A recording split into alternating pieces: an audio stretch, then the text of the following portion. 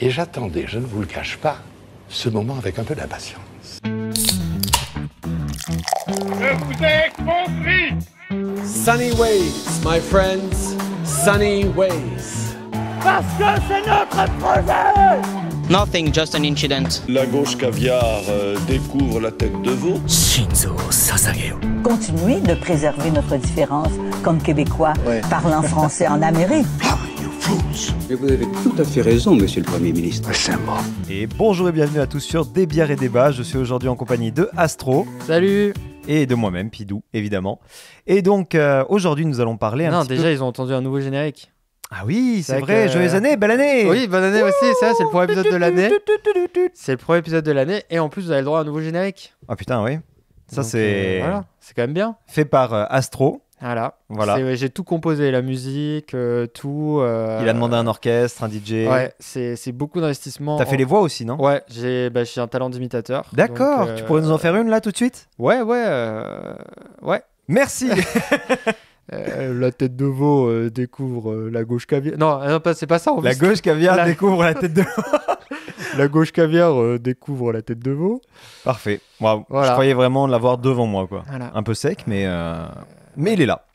Très bien, aujourd'hui justement, parlons de baladure, nous allons parler de politique française pour démarrer cette année 2024. Alors malheureusement, notre ami Radi n'est pas des nôtres, pour la simple et bonne raison qu'il y a trop de neige.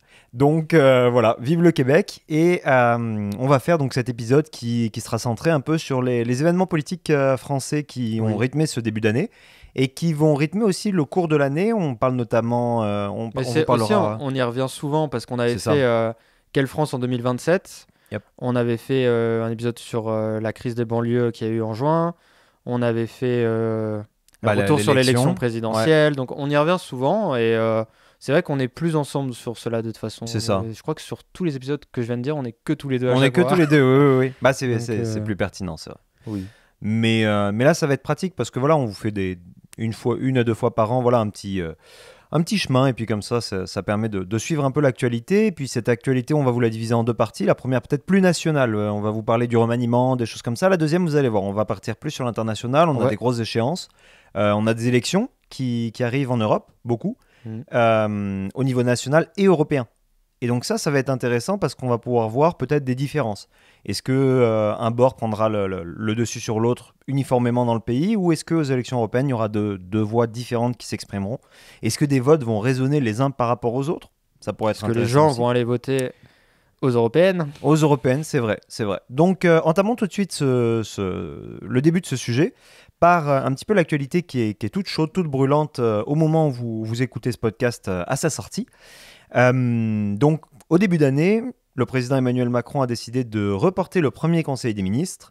Et là, tous les journalistes qui n'avaient plus rien à dire, parce que c'est vrai qu'il n'y avait rien à dire dans ce début d'année, c'était affligeant, se sont excités et ont parlé directement de remaniement. Et c'est vrai que dans les vœux du président et dans son interview de cet Mais il y avait déjà des rumeurs après l'échec, entre guillemets, de l'adoption sur la loi de l'immigration, où Borne avait eu ils n'avaient pas pu Darmanin n'avait pas pu faire adopter son texte en première lecture. C'est ça. Et il avait remis sa démission. Et là, moi, j'avais entendu des rumeurs déjà de remaniement, etc. Puis, si vous écoutez le podcast, vous devez sûrement savoir que Borne avait mis tellement de 49.3 que chaque 49.3 était suivi d'un remaniement potentiel.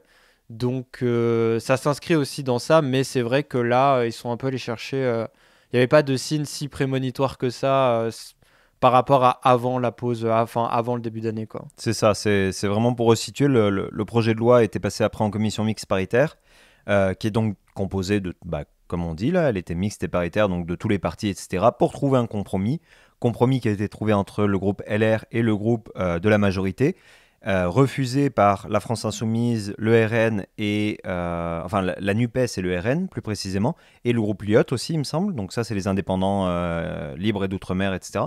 Et une fois arrivé à l'Assemblée nationale, le groupe LR et RN plus une partie de la majorité, moins quelques-uns qui sont abstenus ou ont voté contre, ont permis de faire passer le projet de loi. Mais certains ministres avaient menacé de démissionner au cas où cette loi passerait, notamment Clément Beaune, qui n'a pas fait partie du coup du remaniement, Sylvie Retailleau, donc Clément Beaune, ministre des Transports, Sylvie Retailleau, ministre de l'Enseignement supérieur. Darmanin, comme tu avais dit, avait présenté sa démission quand ça avait été refusé, parce qu'il portait le projet de loi, il estimait que c'était une défaite personnelle. Et au début d'année, on arrive vers ce Conseil des ministres qui est reporté. Et là, tout le monde s'est posé la question. Et en effet, le lundi qui a suivi, on a eu ce remaniement qui a été, et là, je vais te passer la parole, un petit peu forcé de ce qu'on a vu. C'est-à-dire que Mme Borne a clairement montré dans la lettre qu'elle avait été poussée dehors. Et on n'a pas attendu longtemps avant de voir que le pressenti, celui qui était favori, a été mis, quoi. Ah ouais ? Dans notre conversation, je t'avais dit, de toute façon, c'est le Premier ministre, c'est soit Darmanin, soit, comment il s'appelle, Attal, qui va être nommé. Et en vrai, je trouve que c'est vrai que c'était assez soudain que le fait que Borne s'en aille. Puis effectivement, dans la lettre, elle dit très clairement, enfin, elle le dit pas très clairement, mais qu'elle a... Elle le fait comprendre. Elle le fait comprendre que voilà, parce que si vous avez regardé Tapi, moi je trouvais que c'était incroyable, un très bon exemple de comment ça se passe dans la vraie vie. C'est-à-dire que quand vous êtes ministre, vous pouvez soit présenter votre démission de votre plein gré, qui est généralement accepté, j'ai l'impression, sauf quand, dans le cas de Darmanin, où on juge que non. Soit, sinon, le président dit au ministre convoqué, vous me présenterez votre démission demain matin sur mon bureau. Et donc, dans Tapi, c'est exactement ça, et c'est très vrai. Enfin, c'était très réaliste, j'ai trouvé. Mais donc là, moi, dans ma tête, ça s'est passé comme ça, quoi. Elle l'a convoqué, et puis vraiment, il lui a dit 2 mots. Il lui a dit, t'as passé un bon week-end ? Super. Alors, tu me présenteras ta démission. Et donc, ils ont désigné, Gabriel Attal, qui a une carrière qui, je pense, toi et moi, Pidou, nous fait... moi, ma première angoisse, c'est de me dire, super, on a 7 ans d'écart. Dans 7 ans, à mon avis, je suis pas Premier ministre ni du Québec, ni du Canada, ni même de la France. Mais ce gars-là, il faut se dire qu'il a gradué de Sciences Po. Il a à peine travaillé, il était au Parti Socialiste, et paf, il a été dans le gouvernement. Mais... ouais, et puis après, il était aussi très engagé avant aussi. C'est un peu comme Bardella, là. C'est des gens, dès qu'ils ont eu 14-15 ans, ils étaient dans les associations, ils faisaient du porte-à-porte. Non, ils ont pas dans les mêmes endroits pour les deux, mais pas dans les mêmes contextes sociaux, mais c'est vrai. Mais oui, c'est le fait que Attal soit devenu Premier ministre. Moi, ça m'étonne pas, dans le sens que le gouvernement de Macron... Alors, un petit disclaimer comme on fait souvent, mais nous on regarde souvent par le prisme extérieur, on n'est pas en France, donc forcément c'est pas pareil, même si nos proches sont en France, on suit l'actualité de près, etc. Mais de ce que je vois, il est quand même sacrément haï de tous bords, quoi. Sérieux ? C'est bien, on va avoir 2 visions différentes, parce que moi j'ai entendu que non, mais avant le remaniement, pardon. Ouais, mais dans les ministres que moi je vois qui sont souvent mis sur le devant de la scène, Darmanin est fondamentalement détesté de long, large et en travers. Peut-être de l'extrême droite un peu moins, mais même eux, ils considèrent qu'il fait pas assez bien son boulot. Mais je pense qu'ils considèrent que même c'est trop un mec qui est... En fait, les accusations d'harcèlement qu'il a eu sexuel, d'agression sexuelle, etc., fait que même s'il fait bien son travail, t'as pas envie d'être associé à lui. Non, c'est ça. Donc voilà, Dupond-Moretti, ministre de la Justice, accusé de long, large et en travers aussi par tout le monde, donc bof. Borne, Madame 49.3 a détesté. Le Cornu, ministre des Armées avant, je crois que ça allait en vrai. Il est encore ministre des Armées. Ouais, c'est ça. Et lui, je crois que ça allait en vrai, parce que, en tout cas, rien de majeur à ce niveau-là. Colonna, ancienne ministre de... elle faisait du bon boulot, ça m'a tué qu'elle se fasse virer. Des Affaires étrangères. Et de l'Europe. Putain, le ministère... du truc. Attends, t'as vu le ministère des Sports ? Oui, sport Éducation nationale, sport et Jeux Olympiques. C'est que c'est sport, du coup, il y a les Jeux Olympiques cette année. Mais Colonna, je pense qu'elle était bien, mais elle n'était pas assez... le problème, c'est comme... moi, je trouve que c'est le même problème qu'a Mélanie Joly, qui est la ministre des Affaires étrangères, enfin, Affaires mondiales Canada, ministre des Affaires étrangères au Canada. C'est... le problème qu'ils ont, c'est qu'ils sont dans des turbo-crises depuis la fin de la Covid, et que en vrai, moi je dis ça à la vanne, j'ai hâte de lire la biographie de Mélanie Joly, parce que quand tu as la guerre en Ukraine, pour la France, tu vas avoir tout ce qui s'est passé de tout l'enjeu qu'il y a eu en Afrique, et t'enchaînes après avec la guerre Israël-Palestine, sans compter les tensions avec Taïwan. Je pense qu'en vrai, même si t'es très efficace, t'es plus efficace. Tu sais, genre, ce que je veux dire, c'est qu'on va avoir tendance à les juger difficilement. C'est ça. Mais regarde la gueule des crises qui se prennent, quoi. Sans compter aussi la montée de l'extrême droite, les dissonances qu'il y a avec l'Ukraine, etc. Bref, ça, on viendra dans la deuxième partie. Mais Colonna, pour moi, elle était pas mise de l'avant, mais parce que les gens se rendent pas compte de la dureté, je pense, de son travail. Donc, c'était un peu un ni chaud ni froid. Et après, Attal, pour finir mon point, Attal qui était peut-être le seul bien aimé. Bien amené, parce que déjà, il a été porte-parole, donc ça, c'était toujours... Pendant le Covid. Pendant le Covid, c'est ça. Il a... Ministre du budget. Oui, ministre du budget, mais tu sais, même... il a quand même, je sais pas, il y a un truc en politique, c'est pas du tout scientifique, mais il y a des gens qui t'apparaissent sympathiques, d'autres non, en vrai. Je trouve que Attal, c'est un mec qui t'apparaît sympathique, en vrai. Tu sais, puis le fait qu'il soit jeune, je pense que c'est vraiment important pour plein de gens, notamment pour toute la jeunesse française qui se sent, qui se sent pas écoutée, parce qu'on a vu là aussi, avec toute la polémique, qu'ils avaient plus assez à manger, que les aides étaient réduites. Pendant le Covid, avec les étudiants, etc. Ça, c'était impressionnant. D'avoir quelqu'un de 34 ans, etc. Il plaît un peu à la droite, parce qu'il a réussi à trancher il a tranché clair et net sur la Baïa, c'est ça. Qui est un grand truc en France. Donc la Baïa, si jamais je pense que vous avez suivi la polémique, mais c'est une tenue qui fait référence donc à la religion musulmane et donc qui a été interdite dans l'école de la République. Donc voilà, donc tous ces points-là font qu'en vrai, pour moi, c'était le choix logique de je cherche à me faire réaimer, en tout cas je cherche à ce que mon gouvernement se fasse réaimer. Donc ça marche bien. Puis malgré tout, c'est quand t'as Darmanin qui prend autant la place publique, puis c'est peut-être pas très correct ce que je veux dire, mais je pense que c'est un peu vrai, qui prend autant la place publique avec toutes les affaires de scandales sexuels que tu sors de Depardieu, qui est aussi il y a eu des attaques par rapport à ça. Ça a beaucoup rebondi là. T'as la place des féminicides, où Macron, c'est un grand reproche qu'on lui fait de dire qu'il dit que des belles phrases par rapport à la place des femmes dans la société, et particulièrement les féminicides, et qui fait rien. Ce qui n'est pas vrai, parce qu'en plus, il y a eu énormément qui a été fait de la part du ministère de la Justice, avec les bracelets anti-rapprochement, avec tous ces trucs-là, avec les signalisations par Internet. C'est plus la vibe de ce qu'on dit. Je pense malgré tout que, et je sais que c'est pas les mêmes causes, mais d'avoir un Premier ministre français qui est homosexuel, qui reconnaît un peu l'aspect des minorités, tu sais, que ça peut jouer, etc. Je sais que le féminisme et les LGBT, c'est pas les mêmes personnes, c'est pas les mêmes causes, mais reste que c'est dans une mouvance intersectionnelle, ça se regroupe tout dans l'intersectionnalité, et d'avoir ce message-là était aussi une manière, je pense, quelque part, de calmer la NUPES et de rendre un peu inattaquable ton Premier ministre, quoi. Ce qu'on a beaucoup dit aussi, c'est que, tu sais, Borne, pour revenir là-dessus rapidement, ce qui est assez drôle, c'est qu'on a appris sa démission par Twitter de Macron avant d'avoir la lettre. Là où normalement, c'est la lettre qui est présentée par le Premier ministre, alors historiquement dans les journaux, tu sais, un truc comme ça, et après on l'a de manière générale. Là, sur Twitter, Macron a remercié Elisabeth Borne avant qu'elle publie sa lettre, etc. Ce qui, beaucoup ont dit qu'il avait inventé, du coup, le licenciement par Twitter, qui était assez drôle. J'avais écouté, je crois que c'est quelqu'un de la NUPES qui avait dit on connaissait le licenciement par courriel, et Macron a inventé le licenciement par Twitter. Et c'est vrai que... on peut en parler du tweet de Jean-Luc Mélenchon.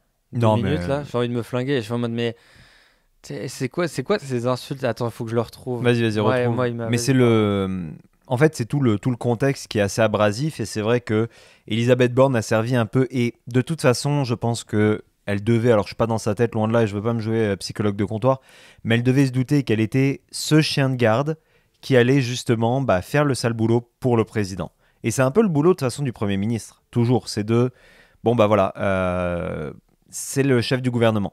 Donc à la fin, s'il y a des 49.3 à faire passer, il y en a eu 24 ou 23, je me rappelle plus, ça va être sur elle, et on se retrouve dans une situation où la France est tellement difficilement gouvernable que le deuxième remaniement en 6 mois, moi, m'a fait un peu peur. J'étais un peu en mode, mais quel intérêt en fait, quel réel changement tu vas avoir. Mais c'est vrai que tu vois, tu sais, par exemple, moi j'essaye de regarder, donc on disait qu'on se renseigne beaucoup. Moi j'essaye de regarder, donc tous les matins je suis sur France Info, et le soir je fais 3 plateaux pour voir un peu le political landscape qui n'est pas le mien. Je fais Quotidien, L'heure des pros, et comment on appelle ça, Touche pas à mon poste. Mais tu fais... Non, mais c'est un bon exercice. J'ai bégayé. En résolution de cette année, je me suis dit, je vais arrêter de murmurer dans mon micro. Ouais.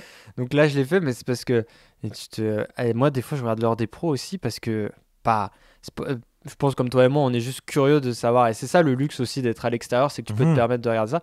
Des fois, je regarde Quotidien, mais c'est plus rare. Et par contre, touche pas à mon pot, je regarde jamais. Mais l'avantage, c'est que tu as la gauche ça bobo. casse la tête. Hein. Tu as la gauche bobo avec Quotidien. Pardon si je caricaturise, mais tu sais, c'est utile pour servir mon propos et c'est ce qui se passe dans ma tête. J'ai la gauche bobo avec Quotidien. CNews, il y a deux intérêts. La première, c'est que c'est très droite, cadre de droite ou droite de manière générale.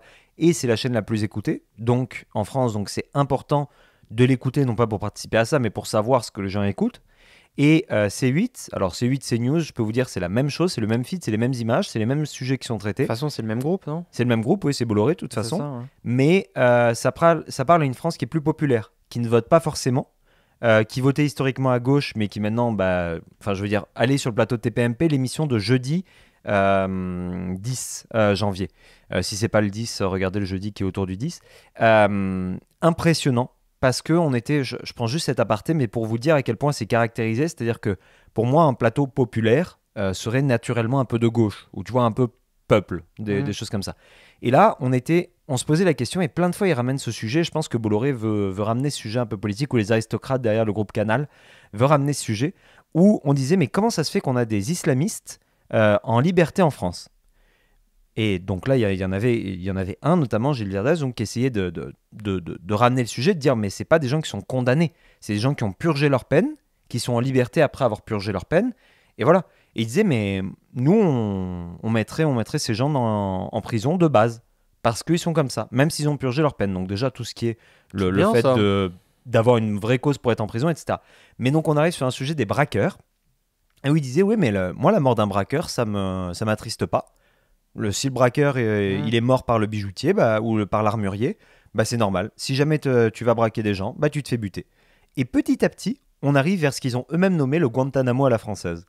Et le fait de buter quelqu'un qui a commis un crime, etc. Donc la peine de mort et tout. Bref, tout ça, c'est pas un procès à charge que je fais qu'on ne touche pas à mon poste, mais tu vois, c'est trois un petit peu pics un petit peu d'écoute, et tu compares ça à France Info, au service public, qui est très critiqué par exemple par CNews. Et tu te rends compte qu'en fait, Gabriel Attal, très apprécié. Dans un premier temps, vraiment, c'était... Sur les trois ? Ouais, sur les trois. Quotidien, moins. Quotidien, mais tu sais, ils font des blagues. Donc, tu peux plus facilement... voilà. Quotidien, ils sont en mode quel est son bilan, etc. Et ils aiment moins le fait que, il interdit la baïa à l'école ou des choses comme ça. Mais il a cet avantage de la jeunesse qu'on peut pas lui enlever, même si c'est pas un critère du tout de réussite ou quoi que ce soit. Mais le fait est que on va avoir, et on va en parler plus tard, un affrontement Bardella, Attal, et celui que la NUPES désignera. J'aimerais que la NUPES se détache de ce putain de dinosaure de Mélenchon dont tu vas nous lire le tweet. D'ailleurs, je l'ai retrouvé. Vas-y. Attal retrouve son poste de porte-parole. Donc déjà, porte-parole. Voilà, tac. La fonction de Premier ministre disparaît. Le monarque présidentiel gouverne seul avec sa cour. Malheur au peuple dont les princes sont des enfants. Non, mais c'est n'importe quoi. Moi, je vais te dire... et ce gars-là, il est lettré, il sait très bien, il le montre ici. Mais tu te rends compte de dire des choses comme ça, comme c'est complètement taré. Le monarque présidentiel. Moi, c'est ça, je me suis dit, mais... tu te prends pour qui ? Genre, le mec, tu sais, dans 3 mois, tu dis ça, bon, il y aurait peut-être eu des scandales, des trucs avec Attal, etc., qui fait que... Tu sais, par exemple, il aurait pu dire ça de Sarkozy vis-à-vis de Fillon, tu vois, le monarque seul gouverne, voilà, bon, ok, c'était un peu le cas. Mais même là, Sarko-Fillon, ça se bataillait un peu quand même, ils étaient pas... Oui, mais tu sais, il a été le Sarkozy représentait l'hyper-présidentialisme partout, tout le temps, machin. Bon, voilà, Macron, pas vraiment, enfin moins en tout cas. Et c'est vrai que... Dans la tête des gens, il l'est. Hein. Ouais. Dans la tête des gens, mais il est surtout à l'extérieur. Ce monarque et tout, mais tu as raison, il est énormément à l'extérieur. Ouais, il est pas tant... Il est souvent sur des champs d'usine, etc., là, comme tous les présidents, mais il n'est pas tout le temps partout, à toutes les commémorations, à tous les trucs. Et on lui reproche les deux. On lui reproche de déconnecter des Français jamais là, et en même temps, alors ça c'est plus la NUPES qui lui reconnaît ça, d'être over-présent, de diriger la France de manière autoritaire et tout. Mais c'est vrai qu'autour de cette table, on est un peu d'accord pour que moi, qui suis plus sur l'échiquier gauche que toi, désespérant de voir que Jean-Luc Mélenchon est toujours là, et que c'est terrible. Quoi qu'il arrive, au bout d'un moment, je ne pense pas que l'âge peut être un véritable frein à ta carrière, dépendamment de ta santé physique déjà. De ton âge. Non, mais c'est ça, mais ce que je veux dire, c'est que tu peux vraiment porter une plus-value, c'est pas parce que tu es âgé que tu peux pas... Non, c'est sûr. Mais je pense que quand tu as perdu autant d'élections que lui, au bout d'un moment, voilà, il faut aussi reconnaître que peut-être ton plan ne fonctionne pas et peut-être que tu es meilleur si tu es, je vais dire... 4 ou 5, quoi. 4 ou 5, mais surtout, il est là depuis très longtemps, tu vois. Oui. Et ne serait-ce que, je vous renvoie à cet archive de l'INA, j'ai plus la date exacte de quand il s'énerve de fou contre Marine Le Pen dans les années 90, là, quand il est jeune. Et imaginez que ce combat dure depuis longtemps et prenez les chiffres du Rassemblement National, prenez les chiffres de la NUPES, le Rassemblement même à sa mission personnelle, il a complètement failli, quoi. Ah oui, et puis quand tu regardes une timeline de sa position sur l'islamisme. Ouais, tu me l'avais envoyé, ça. Ouais. Des choses comme ça où tu te dis, ah ouais, mais le gars en 2000... C'est une girouette, ouais, il change tout le temps de position, donc je suis en mode, enfin, il a voulu centraliser, mais Macron, il peut centraliser autour de lui, il a eu le pouvoir. Son parti peut mourir après lui, le but c'était que lui conquiert le pouvoir. Ça, c'est une stratégie qui est bof, mais qui fonctionne. Mais même là, en nommant Attal, c'est pas tellement l'objectif. Mais non, il redonne un souffle nouveau au machin. À Renaissance. Et là, on aurait pensé, c'est ça. Là, on aurait pensé que, moi, dans ma tête, c'était Édouard Philippe, le naturel successeur. Comme beaucoup de gens, c'était Édouard Philippe. Moi aussi. Ça. Et moi, j'aurais été Horizon, c'est ça son parti. Horizon, hein. Horizon. Moi, je suis prêt en ce moment à quitter LR pour partir chez Horizon parce que LR fait n'importe quoi. Et on peut parler de la nomination de Rachida Dati, la droitisation un petit peu dans les nouveaux, d'ailleurs, on parlait du service public, etc. Une des attentes, notamment de CNews, etc., que j'ai vu passer, c'était que en France, si vous n'êtes pas français ou si vous n'écoutez pas vraiment le truc, il faut savoir que le service public est considéré comme étant extrêmement à gauche et sert tous les bobos woke. Là, encore une fois, je caricature, mais voilà. Et qu'ils sont dans une mouvance, la fameuse mouvance de si je ne suis pas dans le politiquement correct, je me fais dégager, qui est incarnée avec, comme vont vous dire les Français, avec bien des Français, nos impôts, pour nous imposer ça. Et donc, c'est 3 fois rien en plus l'impôt pour le service public, là, la redevance. Là, oui, mais les Français sont attachés à leurs impôts et à ce qu'ils financent avec. Non, mais il y a d'autres impôts que tu peux enlever là. Et donc Rachida Dati, qui est historiquement de droite et qui faisait partie du DLR, a été nommée ministre de la Culture, sous lequel tombe l'égide de la gestion des services publics, dont France Info et France Télévisions. Et donc ça a été un peu, pas acclamé, mais disons que ça a été encouragé. C'est ça. Et notamment, pourquoi aussi je dis ça, c'est parce que la dernière ministre, dont son nom m'échappe, a ouvertement été en désaccord avec le président sur... Depardieu, l'affaire Depardieu. Depardieu, où Emmanuel Macron avait dit que la justice doit faire son travail, je ne peux pas le désavouer, et il ne voulait pas enlever la Légion d'honneur. Ouais. C'est ça, à Depardieu. Là où la ministre, elle... J'ai plus le commentaire exact, mais elle avait été... elle avait démarré des procédures pour la lui retirer. Voilà, d'accord. Je crois que tu avais dit elle avait démarré Macron. Non. C'est ça, elle avait démarré des procédures pour retirer la Légion d'honneur à Depardieu.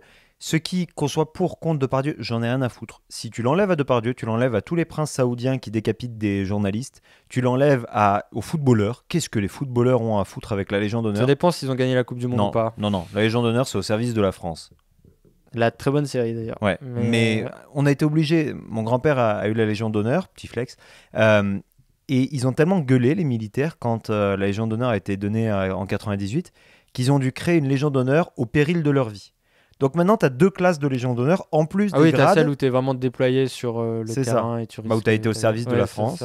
Et mais aujourd'hui, tu donnes la Légion d'honneur à n'importe qui. Je crois que Poutine a la Légion d'honneur. Non, mais ça, c'était déjà bien avant Macron, etc. que la Légion d'honneur avait perdu son sens. Mais c'est pour ça que Rachida Dati, ça a été souligné, parce que bien évidemment, comme vous imaginez, CNews et le groupe Bolloré sont plus dans la mouvance de s'il n'est pas condamné... on ne peut rien dire, etc. Ils sont vraiment contre les procès Twitter, contre le fait de désavouer quelqu'un avant ça. Donc forcément, Rachida Dati, moi je l'ai interprété un peu en mode elle va remettre de l'ordre dans ça. Ouais. Et là je te passe la parole parce que c'est plus... Alors au niveau de LR, ça a chié, ça a été un beau bordel. Faut savoir que Rachida Dati était ministre de la Justice sous Sarkozy. Elle s'est fait gentiment remercier elle aussi par Sarko lors du remaniement Fillon 2. Donc, c'était un remaniement, mais on a gardé le Premier ministre. Et elle a fait partie donc des sacrifiés, etc. Elle avait une femme incroyable. Elle était enceinte pendant qu'elle était ministre. Elle a accouché. 5 jours plus tard, elle a repris ses fonctions de ministre. Oui, je me souviens, ça. Ma mère, oui. C'est quasiment dangereux pour elle, la pauvre, mais une force de caractère incroyable qui fait que je te dirais que moi, en 2022... Pécresse, j'avais du mal, et puis on peut réécouter le podcast, il y a plein de trucs où j'avais vraiment du mal, mais je me rattachais à des ténors, mais pas des vieux ténors, pas pas des Stefanini, des choses comme ça, là, qui pour moi n'ont plus rien à faire dans la politique active, qui devraient soutenir plutôt qu'être être des membres actifs, et qui prennent la place des jeunes. Mais voilà, des ténors comme Rachida Dati qui sont des forces de la nature, qui ont des convictions, etc. Et pendant le Covid, c'est vrai qu'il y a beaucoup cet extrait qui tourne, elle traitait les gens d'En Marche de traîtres de gauche et de traîtres de droite qui sont mis sous la même égide. Et là, ça a été pris un peu à la surprise. Mais de la part de tous ceux chez LR comme moi, et on est très nombreux, toute la branche Aurélien Pradier, etc., tout ça, ça en fait partie, qui se disent mais arrêtez de flirter avec l'extrême droite, soit on se crée une ligne à nous, soit on fait en sorte de travailler avec le gouvernement pour faire en sorte que nos idées transparaissent dans celles du gouvernement, comme avec la loi immigration. Alors évidemment, il y a plein de trucs dans la loi immigration qui viennent de la droite dont je ne suis pas d'accord. Par exemple, limiter le nombre d'étudiants étrangers par un revenu, etc., etc. Oui, il y a beaucoup d'étudiants étrangers qui viennent là pour se toucher le zizi pendant leur échange, mais ils consomment, ils font des... Tu as été étudiant canadien, on est limité, il fallait avoir un certain nombre d'argent dans le compte en banque. Totalement, mais... D'ailleurs, si vous trouvez que petite parenthèse, vous prenez les mesures phares de la loi de l'immigration en France... Ah, totalement, oui. Vous comparez à le pays extrêmement libéral... très ouvert sur l'immigration. Très ouvert et surtout qui est mis à l'international comme un pays qui va se faire ravager par l'immigration de long, large et en travers. Prenez le Canada et puis vous voyez que la plupart des mesures... Je ne défends pas le projet d'immigration français parce que... Voilà, je pense que j'ai les compétences pour, mais quand j'ai pris les mesures phares, j'ai fait la plupart, j'ai dû passer au travers. Je dis pas que c'est bien ou que c'est mal, je dis juste que certaines critiques qui ont pu utiliser des mots genre fasciste, genre... C'est totalement injuste. Je suis en mode, le Canada, a priori, à part pour certains Américains, ce n'est pas un pays fasciste. Tu avais vu Tucker Carlson qui avait fait un documentaire sur le fait que le Canada était en train de devenir un pays fasciste. Globalement, voilà. Après, est-ce qu'elle est bien, elle est pas bien, ça, vous faites votre propre avis. Mais voilà, il y a un peu le sens des mots quand même. Il y avait cette idée de travail transpartisan où on va faire des commissions mixtes qui, oh my god, enfin on peut faire ça au lieu des 49.3, genre travailler ensemble et trouver des coalitions. Je veux dire, c'est le but d'un gouvernement minoritaire. C'est le fait de dire, on va chercher des appuis à droite à gauche. Il a dit qu'ils avaient une majorité plurielle. J'ai trouvé ça belle comme beau comme tournure de phrase pour dire en fait on n'a pas la majorité. Non, oui, mais c'est ça. Mais Éric Ciotti a immédiatement radié Rachida Dati de chez LR. C'est drôle parce que j'avais reçu ma lettre d'adhésion 2024 la veille. En mode est-ce que tu veux réadhérer chez nous et en fait c'est tout le problème de la crise interne qui va se profiler chez LR et c'est un énorme doigt d'honneur que Macron a fait à LR pour qu'ils redescendent sur terre après la loi immigration. C'est le fait de dire mais les gars, sans moi vous êtes quand même dans la merde. Et aujourd'hui il faut qu'on comprenne que LR et le RN c'est deux choses différentes par ne serait-ce on va dire un point qui est assez mineur, le fait que RN c'est des protectionnistes et LR c'est des libéraux.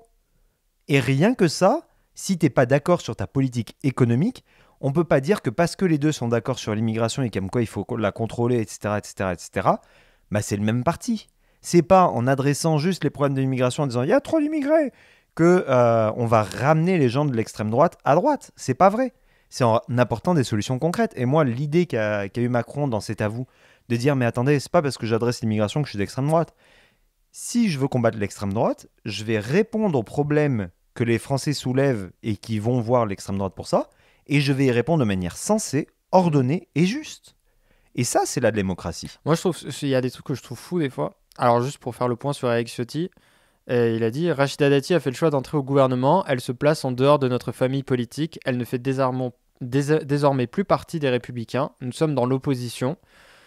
Nous tirons donc des conséquences de son choix avec regret. » Sous-entendu, donc, dans l'opposition, on peut pas...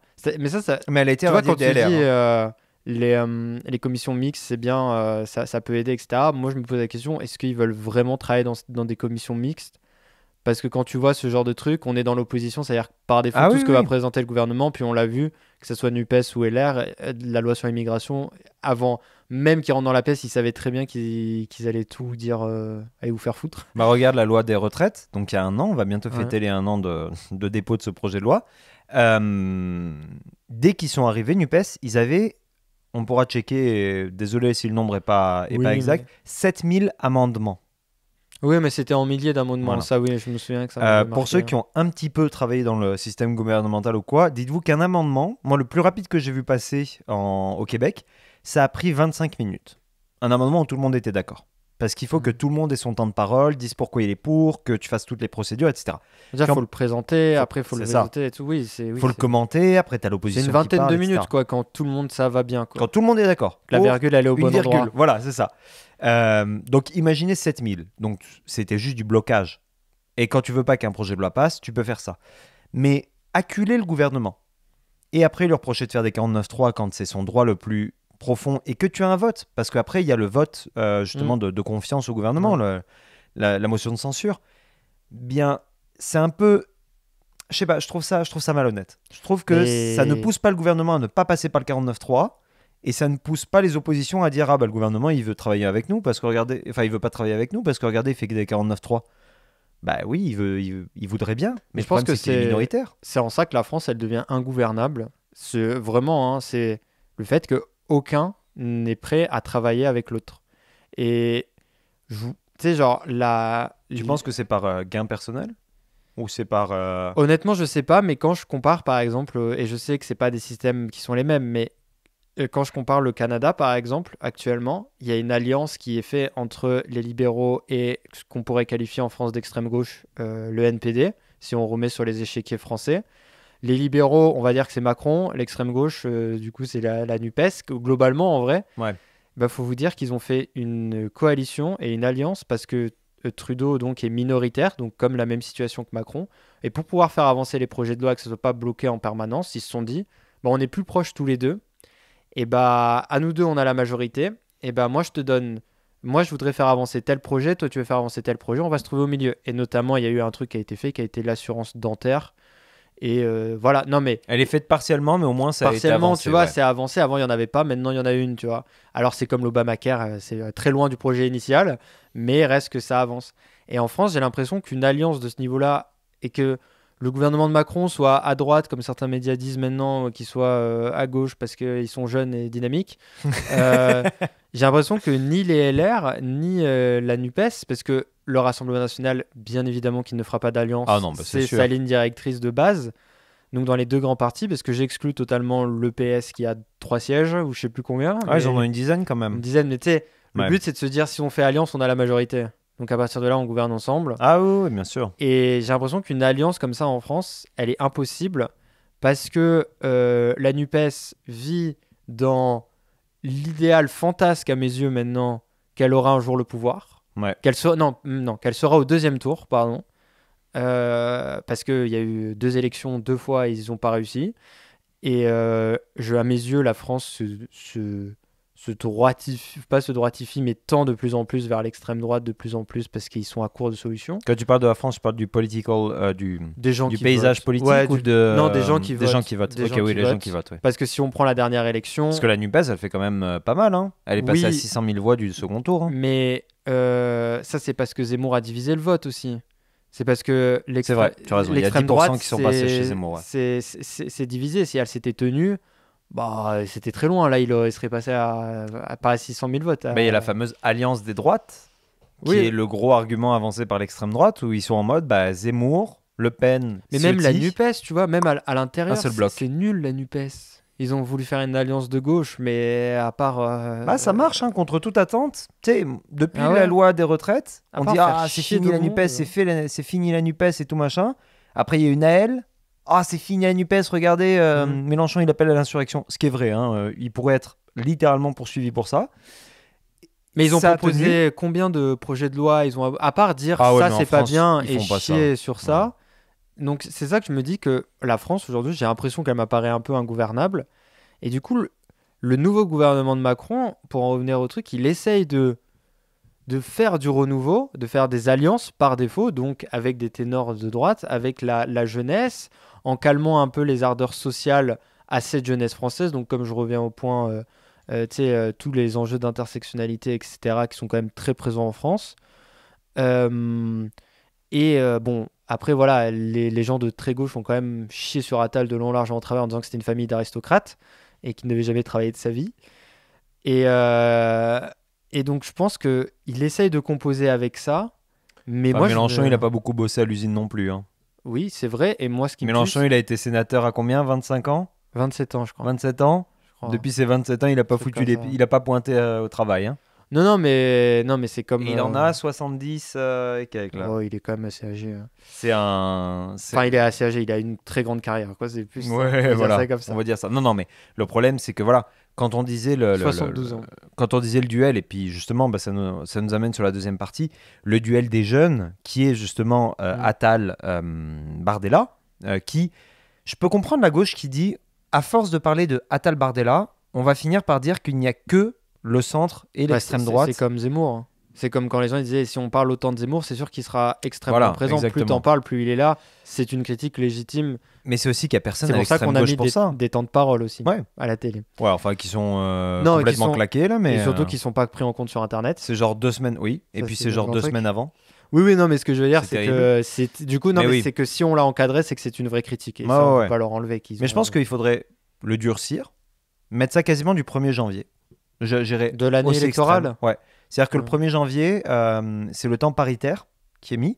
Donc c'est en fonction de votre... le truc, en gros, dans les sondages, Mhm. que vous avez du temps de parole. Oui, mais les sondages sont amenés par. Ben voilà, c'est ça. Donc c'est un petit peu biaisé. Pour moi, on mettrait le temps égalitaire pour tous dès le 1er janvier.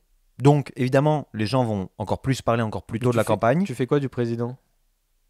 Mais ça, c'est... S'il se c'est un- représente. Ça, il faudrait qu'on fasse un podcast à part, je pense, pour Ouais. ça. Sur Ouais, non, mais oui, la c'est juste, communication électorale C'est présidentielle. vrai qu'on s'est souvent pris la tête. Bah, c'est ça. Sur Macron, on en a beaucoup McFly parlé. Carlito, Voilà. est-ce qu'il a fait campagne Non, mais ou pas regarde avec Biden. C'est vrai, oui. De toute façon, on va vous faire un truc, petite annonce, on va vous faire des trucs sur l'élection américaine. Oui. Là, il va y avoir le caucus de l'Iowa là bientôt qui va se dérouler quand on Déjà, est-ce enregistre. que Trump va pouvoir se présenter? Voilà. bon Oh là là, on se demande vraiment. Bref, j'en reviens à ça.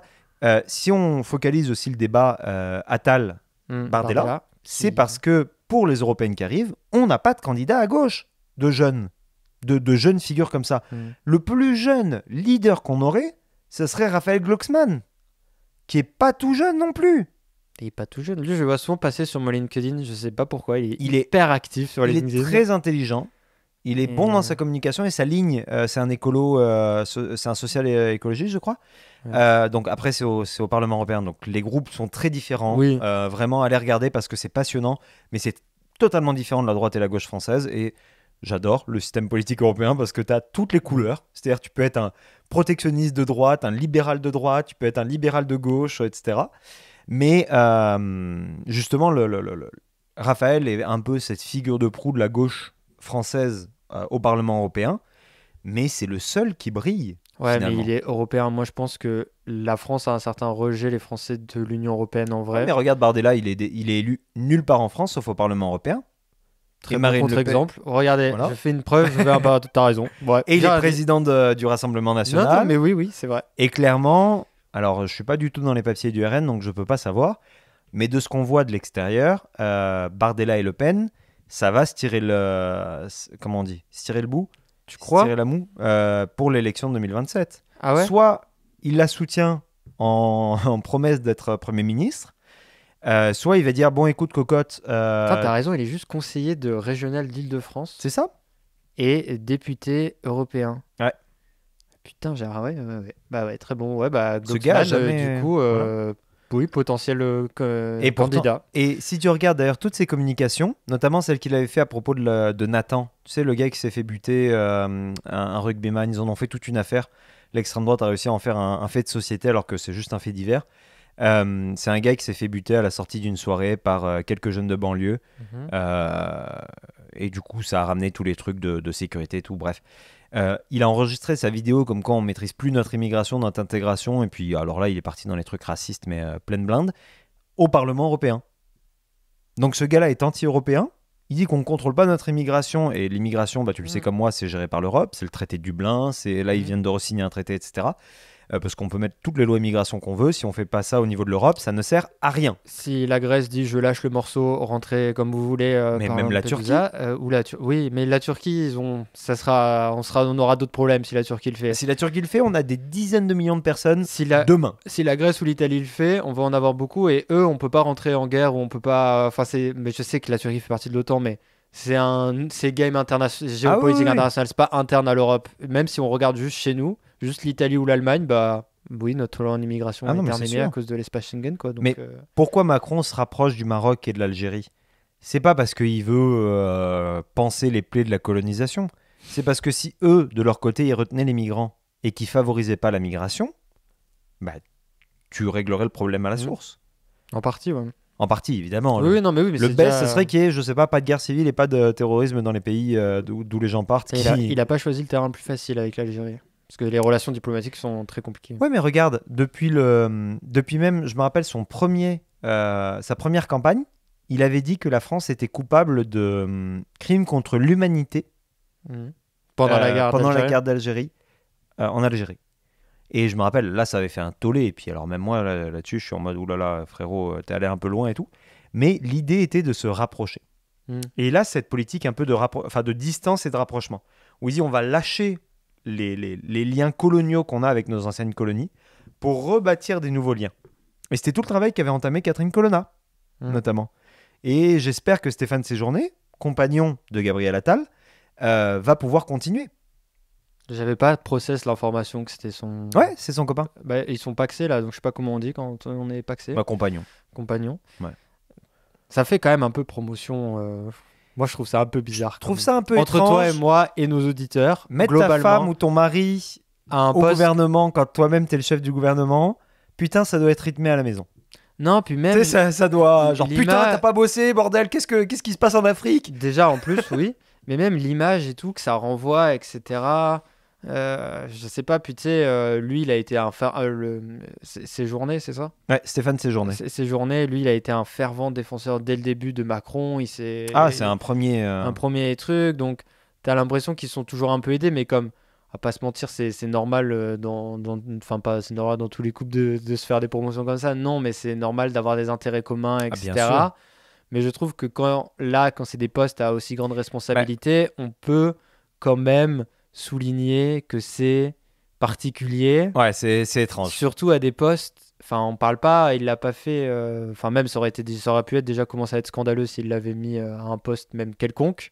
Mais là, c'est quand même un énorme poste. Bah, il a les qualifications pour ça. Je crois qu'il a été secrétaire aux affaires européennes. Mais rien n'empêche l'autre. Reste que t'es biaisé. Que quand il va rentrer... Moi, on fait de la psychologie de comptoir, encore une fois, mais si... Quand tu rentres à la baraque, c'est... Bah, ils rentrent pas tôt, hein, je pense. Oui, mais... Leurs deux métiers vont faire qu'ils vont pas beaucoup se voir pendant 3 ans. Ne serait-ce que lorsqu'il rentre dans ton bureau et qu'il te dit ça, c'est très important, et que t'as ton autre... C'est comme au travail, quand vous aimez des collègues et que vous les aimez pas, mais imaginez, c'est votre mari et l'autre, c'est votre conjoint. Et l'autre, c'est Michel, la photocopieuse qui pue de la gueule. C'est ça qui vous fait chier. Bah, déjà, de base, quand Michel, il pue de la gueule, vous allez moins l'écouter, mais là, en plus, vous allez encore moins l'écouter, donc...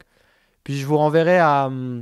C'est un cas extrême, mais par exemple, tout le monde s'est légitimement posé la question quand Trump il a mis sa fille déléguée des Nations Unies aux États-Unis, alors qu'Ivanka, elle en plus, n'avait aucune qualification. Elle était start-upeuse, entre guillemets, elle avait quand même une compagnie et tout, mais pas de là s'asseoir à côté des loups de la Chine, là, dans leur politique diplomatique, là, pas à côté des loups, pas à côté de la Russie. Tu fais, bon, voilà. Mais c'est vrai que c'est quand même particulier, je trouve. Et ça m'étonne qu'il n'y ait pas eu de shitstorm par rapport à ça. Énorme. Mais je pense pas que ce soit... C'est pas la priorité, en fait. Je pense qu'aujourd'hui, et justement, pour en arriver à... Je pense qu'il y a un travail qui est fait. Macron, on le connaît maintenant. Il a dit résultat. Voilà, c'est ça. L'objectif, maintenant, c'est d'avoir du résultat. Et on peut reprocher ça à Macron. Pour moi, c'est un bon truc. Il veut des technocrates. Il veut des gens qui savent ce qu'ils font. Ils ont pris Elisabeth Borne, qui, on peut lui reprocher les 49.3 ou quoi que ce soit, elle a tenu. Elle a tenu. Elle a subi le même sort qu'Édith Cresson en son temps. C'est-à-dire, maintenant, t'as servi, tu dégages. Pour la petite anecdote, Édith Cresson n'était pas partie du bureau du ministre, du président. Elle avait dit, je sais plus, il faudra genre l'armée pour me faire sortir ou quoi que ce soit pour que je démissionne. Et Hubert, comment il s'appelle, le ministre des Affaires étrangères sous Mitterrand, là, Védrine, oui. Avait dit qu'elle était comme la chef de Monsieur Seguin, qui ne voudrait pas partir avant qu'elle soit dévorée par les loups. Terrible. Et Elisabeth Borne a eu un peu ce même truc. Elle se fait virer. Mais l'idée est que on va mettre des gens maintenant qui peuvent aussi faire la suite. préparer l'élection européenne parce que il avait deux choix, Macron. Soit il avait les européennes qui arrivaient en juin, donc n'oubliez pas de voter, là c'est début juin, soyez inscrits au consulat ou à l'ambassade si vous vivez à l'étranger et vérifiez que vous pouvez bien voter dans la commune dans laquelle vous habitez en France. Mais soit il attendait les européennes. Actuellement, le RN est donné plus que vainqueur, etc. Ouais, il est largement favori. Voilà. Et là, il dit j'accuse le coup, donc remaniement, donc ça dégage, parce que c'est de la faute du gouvernement ou quoi que ce soit. Soit il prend les devants. Début janvier, début 2024, il fait ça. Faut pas oublier que lors de l'interview C'est à vous, il avait annoncé qu'il ferait un grand rendez-vous entre les Français début 2024. J'espère que ce remaniement n'était pas le grand rendez-vous. Pour moi, il va refaire un grand débat, comme il avait fait faire en 2017-2018, que j'avais adoré personnellement, et qui était pour moi un exercice qui devrait revenir tous les ans, où on devrait après faire un cahier de doléances auprès du monarque présidentiel, et après, il en prend compte comme il en a envie, hein. Mais après, il y a des procédures qui peuvent être mises en place. Et en juin, on a ce truc, donc il prévoit sur 6 mois une courte échéance pour ce gouvernement, pour convaincre les Français finalement que voilà, on est là, et puis on est là pour rester, pour préparer Attal, qui... avec son compagnon aux affaires étrangères. Ça sonne un peu quand même les Clinton là. Hein. Qui commencent à être préparés pour le pouvoir. À la fin, par ils seront les prêts. Carter. Hein. Parce qu'il dira, écoutez, moi la situation au niveau national, je la connais. Et à l'international, évidemment que je la connais les gars. 1, je suis Premier ministre. Et 2, le ministre des Affaires étrangères, il se trouve que je le connais bien. Mais tu penses qu'il a été, si on fait de la politique fiction / théorie, il a été mis... là, pour préparer l'élection 2027, parce que quand on lui a posé la question, il a donné une réponse. Moi, j'adore les réponses des premiers ministres. Déjà, première question avec Gilles Boulot, je vous invite à voir, c'est sur YouTube, c'est sur TF1, c'est sa première interview. Quand est-ce qu'il vous a appelé? Quand il vous dit, alors, vous êtes machin, et la première phrase qu'il lui dit, c'est « Je vais répondre à votre question. Mais avant, je pense que ce que veulent les Français, moi j'adore, il répond jamais à la question. Il a eu tellement raison. Parce que la question était tellement par rapport, genre, quand est-ce que vous avez appris que vous allez être Premier ministre? Il a essayé aussi de lui dire, votre compagnon, là, moi j'ai trouvé ça vraiment déplacé. Il a dit, les gens qui comptent pour moi, ma famille, mes trucs. Puis genre, il a vraiment fait une pause pour... Il n'y a pas quelqu'un d'autre. Je trouvais ça particulier. Mais il lui posait la question en mode, oh là là, tu sais, on a envie d'apprendre à te connaître.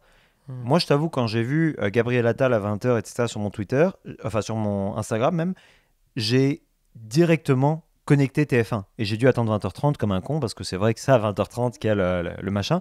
Mais les Français viennent d'attendre pendant une demi-heure, ceux qui y tiennent vraiment, le Premier ministre parler. J'en ai rien à foutre de savoir si à 18h04 ou à 18h07, il a appris qu'il était Premier ministre. Je veux savoir si le gars il va être fonctionnel. Et c'est ça aussi le job des journalistes derrière. Donc tu penses qu'il a été nommé du coup pour préparer la campagne de 2027? Parce que Macron soupçonné de toutes les théories du complot, y compris de briser l'idée de 2 mandats français et qui pourra se représenter là. Tu sais, il y avait des théories, on en avait même parlé nous-mêmes. On en avait parlé. A priori, non. Là, ça serait dur. Hein. Je veux dire, populairement parlant, ça risque de mal passer. Non, puis il y a plus de chances qu'il s'implique au niveau européen, par exemple, il s'en est jamais caché. Je pense que ça se voit qu'il... je pense que la Commission européenne, il va déposer un CV. Mais tu penses que c'est lui le prochain candidat, du coup, libéral, centre, le rempart contre le FN, enfin le Rassemblement national, pardon. Je pense que ce que j'aimerais, parce que c'est aussi ça, hein, ça peut être biaisé par ce qu'on aimerait, un Édouard Philippe qui représente le centre droit, un Gabriel Attal qui représente le centre gauche, une droite qui, moi je te dis, j'ai été tellement déçu par la réaction de Ciotti à la nomination de Rachida Dati que vraiment je pense lâcher, c'est terrible. Mais c'est pas comme si j'étais un ténor de la droite non plus qu'ils allaient pas pouvoir se passer de moi, mais je pense que je représente cette aile un peu droite. Cette jeunesse qui fait que elle se tourne vers les extrêmes après, quand t'es déçu en permanence par tes partis. Mais c'est pour ça qu'Édouard Philippe, je pense, ou Aurélien Pradé, mais je pense qu'Aurélien Pradé n'a pas la cote de popularité qu'Édouard Philippe, qui est le premier d'ailleurs avec qui les jeunes Français aimeraient prendre une bière, peut représenter. Il représente cette figure d'autorité. Il représente cette figure un petit peu je suis présidentiable. Gabriel Attal, ça sera le même pari qu'en 2017. J'ai peur que les Français soient pas prêts encore. Je pense que les Français sont pas prêts à se dire on est prêt à rembarquer dans un Macron. Ah mais s'il a été 3 ans... Ah oui, ok. Oui. Voilà. À gauche, je te croyais pas du tout quand tu... Alors il faut savoir qu'Astro a une petite théorie. J'ai une théorie folle. C'est quoi, je vais te laisser la présenter. Mais actuellement. Ça fait 2 ans Je moi, le que j'ai cette revois, théorie. En c'est vrai, ça. ça fait un moment. Hein, c'est pas. Pour vous le teaser, je le revois beaucoup remonter dans les interviews récemment. Il en a fait une avec David Castillo-Lopez, là, son petit podcast, là, Clap, Oui. ou un truc comme ça. Très il bon a podcast d'ailleurs. Moi, je trouve Ouais, ça très drôle. j'aime bien. Il avait fait Legends, enfin non, GQ, le précédent de. Ça, j'ai pas compris si il fout là-bas. Voilà, donc Guillaume Play. c'est QG. Non, c'était QG, c'est pas GQ, c'est QG, pour ça. Donc voilà, je vous le tease un petit peu, je laisse Astro éventuellement présenter sa théorie sur le potentiel représentant De gauche. socialiste De gauche. qui, et il faut le noter, a refusé dès la naissance de la NUPES D'en de faire partie. s'allier à la NUPES et a voulu représenter avec son ancien Premier ministre, attention, le Parti socialiste intègre. Le vrai, le seul. À vous l'antenne. Parti socialiste, j'entends. Non, moi j'ai une vraie théorie. En fait, tout m'est venu de quand je l'ai vu passer sur Twitch. Je rigole pas. Pour moi, Twitch. Twitch, d'ailleurs, pardon, je me permets de te couper, je suis désolé, mais Gabriel Attal, je sais Il pas si tu te était allé rappelles, aussi, était oui. allé sur Twitch, avait même eu Enjoy Phoenix, etc. Oui. pendant le Covid pour Ouais, lui parler, il pour était parler allé- du non, pass non, sanitaire et tout. Mais pour moi, alors bien évidemment, on parle de François Hollande, mais Oui, j'avoue, on l'a teasé, C'est puis on n'a ça. pas donné son nom. Mais François Hollande, je l'ai vu un jour sur Twitch avec Hugo Décrypte. Donc je me dis, qu'est-ce qui vient foutre là, le François Hollande, parce qu'il est président. Et moi, de mémoire, j'avais l'impression qu'il n'était pas aimé, François Hollande. Tu vois, il avait quitté un peu la queue entre les jambes. Je sais pas l'Élysée. je sais pas ce qui te fait donner Et, cette impression. Et voilà. Et en vrai, donc là, après, moi, j'ai commencé à m'intéresser un peu plus à la personne et aussi au truc. Et je me suis dit, franchement, aller sur Twitch, t'as tout à perdre, t'as rien à gagner, à part si tu fais des paris. Et tu fais pas de paris quand t'es ancien président pour vendre des livres. Ou alors t'es vraiment au fond du trou, genre si t'en viens à Genre, aller. tu dois payer tes avocats comme Sarko, quoi. C'est ça, genre. Mais à la rigueur, tu fais des conférences en Arabie Saoudite, quoi. C'est plus rentable et c'est moins vu Comme par. Sarko. Voilà, c'est moins vu par les gens. Donc je me suis dit, j'ai commencé un peu à suivre, etc. Et après, il est revenu sur ça. Après, je l'ai vu dans le documentaire sur Netflix. Voilà, sur les attentats. Et là, et avec Cazeneuve, ça m'a évidemment touché parce que voilà, c'est un documentaire très touchant. Incroyable. Oui, qui va vous briser en deux, je pense. Et qui va vous faire prendre conscience de l'effort présidentiel, gouvernemental. Oui. On lui a reproché, il avait les larmes aux yeux, Voilà. il pleurait un peu. Je suis en mode non. Non. Ouais, Quand vous regardez le film avec Dujardin là-dessus, déjà vous dites ok, la police a fait un putain de boulot. Novembre, ouais. Ouais, qui est incroyable comme film. Mais quand vous regardez ce documentaire qui est du coup la vérité, oui. Enfin bon, évidemment il y a les biais, blablabla. Oui, c'est mais un documentaire. On n'a pas plus près de la vérité que ça. Là, vous vous rendez compte ce que c'est que, imaginez si vous, demain, vous devez gérer ça. Non, c'est impressionnant. Et petit à petit, tu le vois remonter dans les médias. Il est là, il est toujours sympa. Il fait plein d'interviews sur Internet. Moi, c'est surtout l'Internet, le fait qu'il prenne beaucoup d'espace quand même sur Internet. Ah ouais. Quand il y a eu la guerre en Ukraine, il est venu chez Hugo Décrypte commenter. Ouais. Et là, les jeunes, du coup, enfin les gens sur Twitch, qui sont majoritairement des jeunes, posaient des questions. Est-ce que c'est possible, l'arme nucléaire ? Et il a expliqué dans des termes très simples le désarmement, pas le désarmement, la dissuasion, ouais, c'est ça, la dissuasion nucléaire, en disant que non, il allait pas le faire parce que ça n'avait pas de sens, etc. Et on lui dit, mais vous avez déjà mis dans des conditions de le faire. Il dit, c'est quand je me déplace à chaque fois, on l'a, donc on l'a toujours dans un coin de la tête, mais c'est sûr que non, voilà. Et tu sais, puis il a cette humanité que plein de gens n'ont pas forcément, parce que ça, c'est propre à François Hollande, et c'est pour ça qu'il a été élu aussi, hein, c'est parce il a toujours la bonne phrase, le petit pic, etc. Et récemment, je vous avais conseillé un de ses livres aussi, qui est Bouleversement, et qui est donc sur son état présidentiel, en fait, de 2012 à 2022, comment le monde a changé. Et donc lui, il a été président de 2012 à 2017. Et en fait, après, surtout, ce qui est intéressant dans ce livre, et la partie la moins intéressante, mais quand même un peu pertinente, qui sont, selon lui, les 10 clés derrière qu'on pourrait faire pour régler ces problèmes-là, entre guillemets. Et ça sonne vraiment comme un truc de campagne. Et tu vois, je vous conseille aussi la vidéo au moment où on est tourné, elle est sortie aujourd'hui, la place de la France en Afrique du monde, de MapMonde, là, il est dedans aussi. Il donne encore son avis sur ça. Il est tout le temps là, en fait. Et moi, je me suis dit, franchement, je pense que il pourrait se représenter. Et il y a 2 éléments fondamentaux qui, pour moi, va me dire qu'il va se représenter. C'est qu'il a fait un TikTok, il a créé un compte TikTok, et les commentaires TikTok étaient tous: quand est-ce que vous revenez ? Pourquoi vous n'êtes pas là ? C'était tellement mieux quand on était avec vous. Vous allez voir les commentaires vidéo. Je sais que les commentaires, TikTok, c'est pas des polls, c'est pas des sondages non, officiels. surtout que les jeunes qui sont sur TikTok n'était pas en âge de voter C'est ni ça, de comprendre mais- quand il était président. Allez voir les vidéos dans lesquelles il est tous les commentaires, etc. Et vous allez voir, tout le monde, beaucoup de gens regrettent. Et c'est un vrai truc en politique qu'on a tendance à oublier. Et en fait, tous les problèmes qu'on a aujourd'hui, Oublier le passé, les humains? Non. il y en a beaucoup qui ont été réglés ou alors c'était moins pire sous Hollande. En tout cas, c'est pas forcément un avis que je fais un truc sur lui, mais Non, mais c'est c'est un ressenti. un ressenti. Et en politique, c'est tout aussi Et important je vais que la vous vérité. donner un exemple très vrai, l'Ukraine. L'Ukraine, il y a eu la guerre de Crimée, l'invasion, ouais, les il a fait sous-marins les accords de nucléaires. Crimée, Il y a eu ouais. les sous-marins nucléaires dans le truc de Sébastopol. Il y a eu la même ambiance, globalement. Ah bah, surtout Et- que c'était la vraie guerre. Et il s'est assis avec Angela Merkel et il a fait les accords de Crimée 2. Alors après, est-ce que Poutine était aussi plus prêt à négocier? Tu sais, il y a aussi des choses qui sont Ah bah là, externes. Poutine, il était en mode, moi, il me faut accès aux mers chaudes. Mais Littéralement, depuis Napoléon III, la Russie a jamais enlevé la Crimée de sa tête. oui, ça, Donc, c'est- Poutine n'était absolument pas en mode, je négocie. mais Et il s'est quand même assis à la table et il n'a Ouais. pas bombardé Kiev. non, mais c'est ça qui est intéressant, c'est qu'il y a eu ça. Sa plus grosse polémique, c'était quoi? Le mariage pour tous, en termes social. Ça nous paraît dérisoire aujourd'hui, le mariage pour tous, en termes de problématiques sociales, par rapport aux gilets jaunes, tu vas te dire.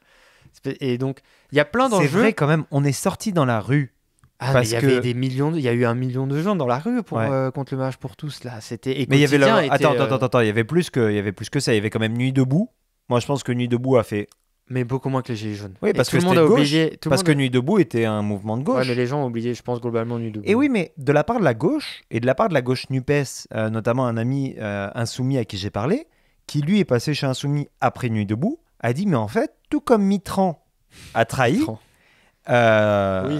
il a trahi à ce moment-là avec la loi travail et le Khomri, où bah, au final, on a vu que même mettre des gens de gauche, bah, ça finissait par favoriser les patrons, etc.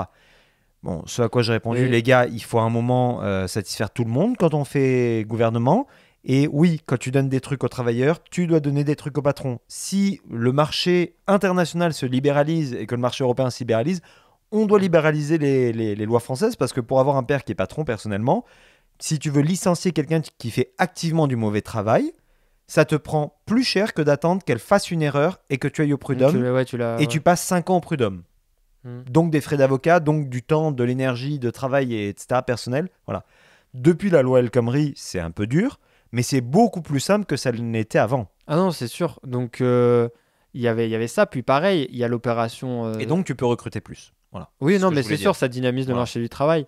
Tu as l'opération Sévrale en Afrique Ah ouais. subsaharienne qui avait été Mais les gens, ils connaissent pas un ça. succès monstrueux. Non, mais tu avais l'impression Mais que je suis d'accord avec toi. le problème, et là, ne me faites pas dire ce que j'ai pas dit, j'allais dire le problème de l'Afrique. Le problème de la France en Afrique, en fait, c'est que tu prends tous les problèmes actuels et tu as l'impression que sous lui, c'était moins pire.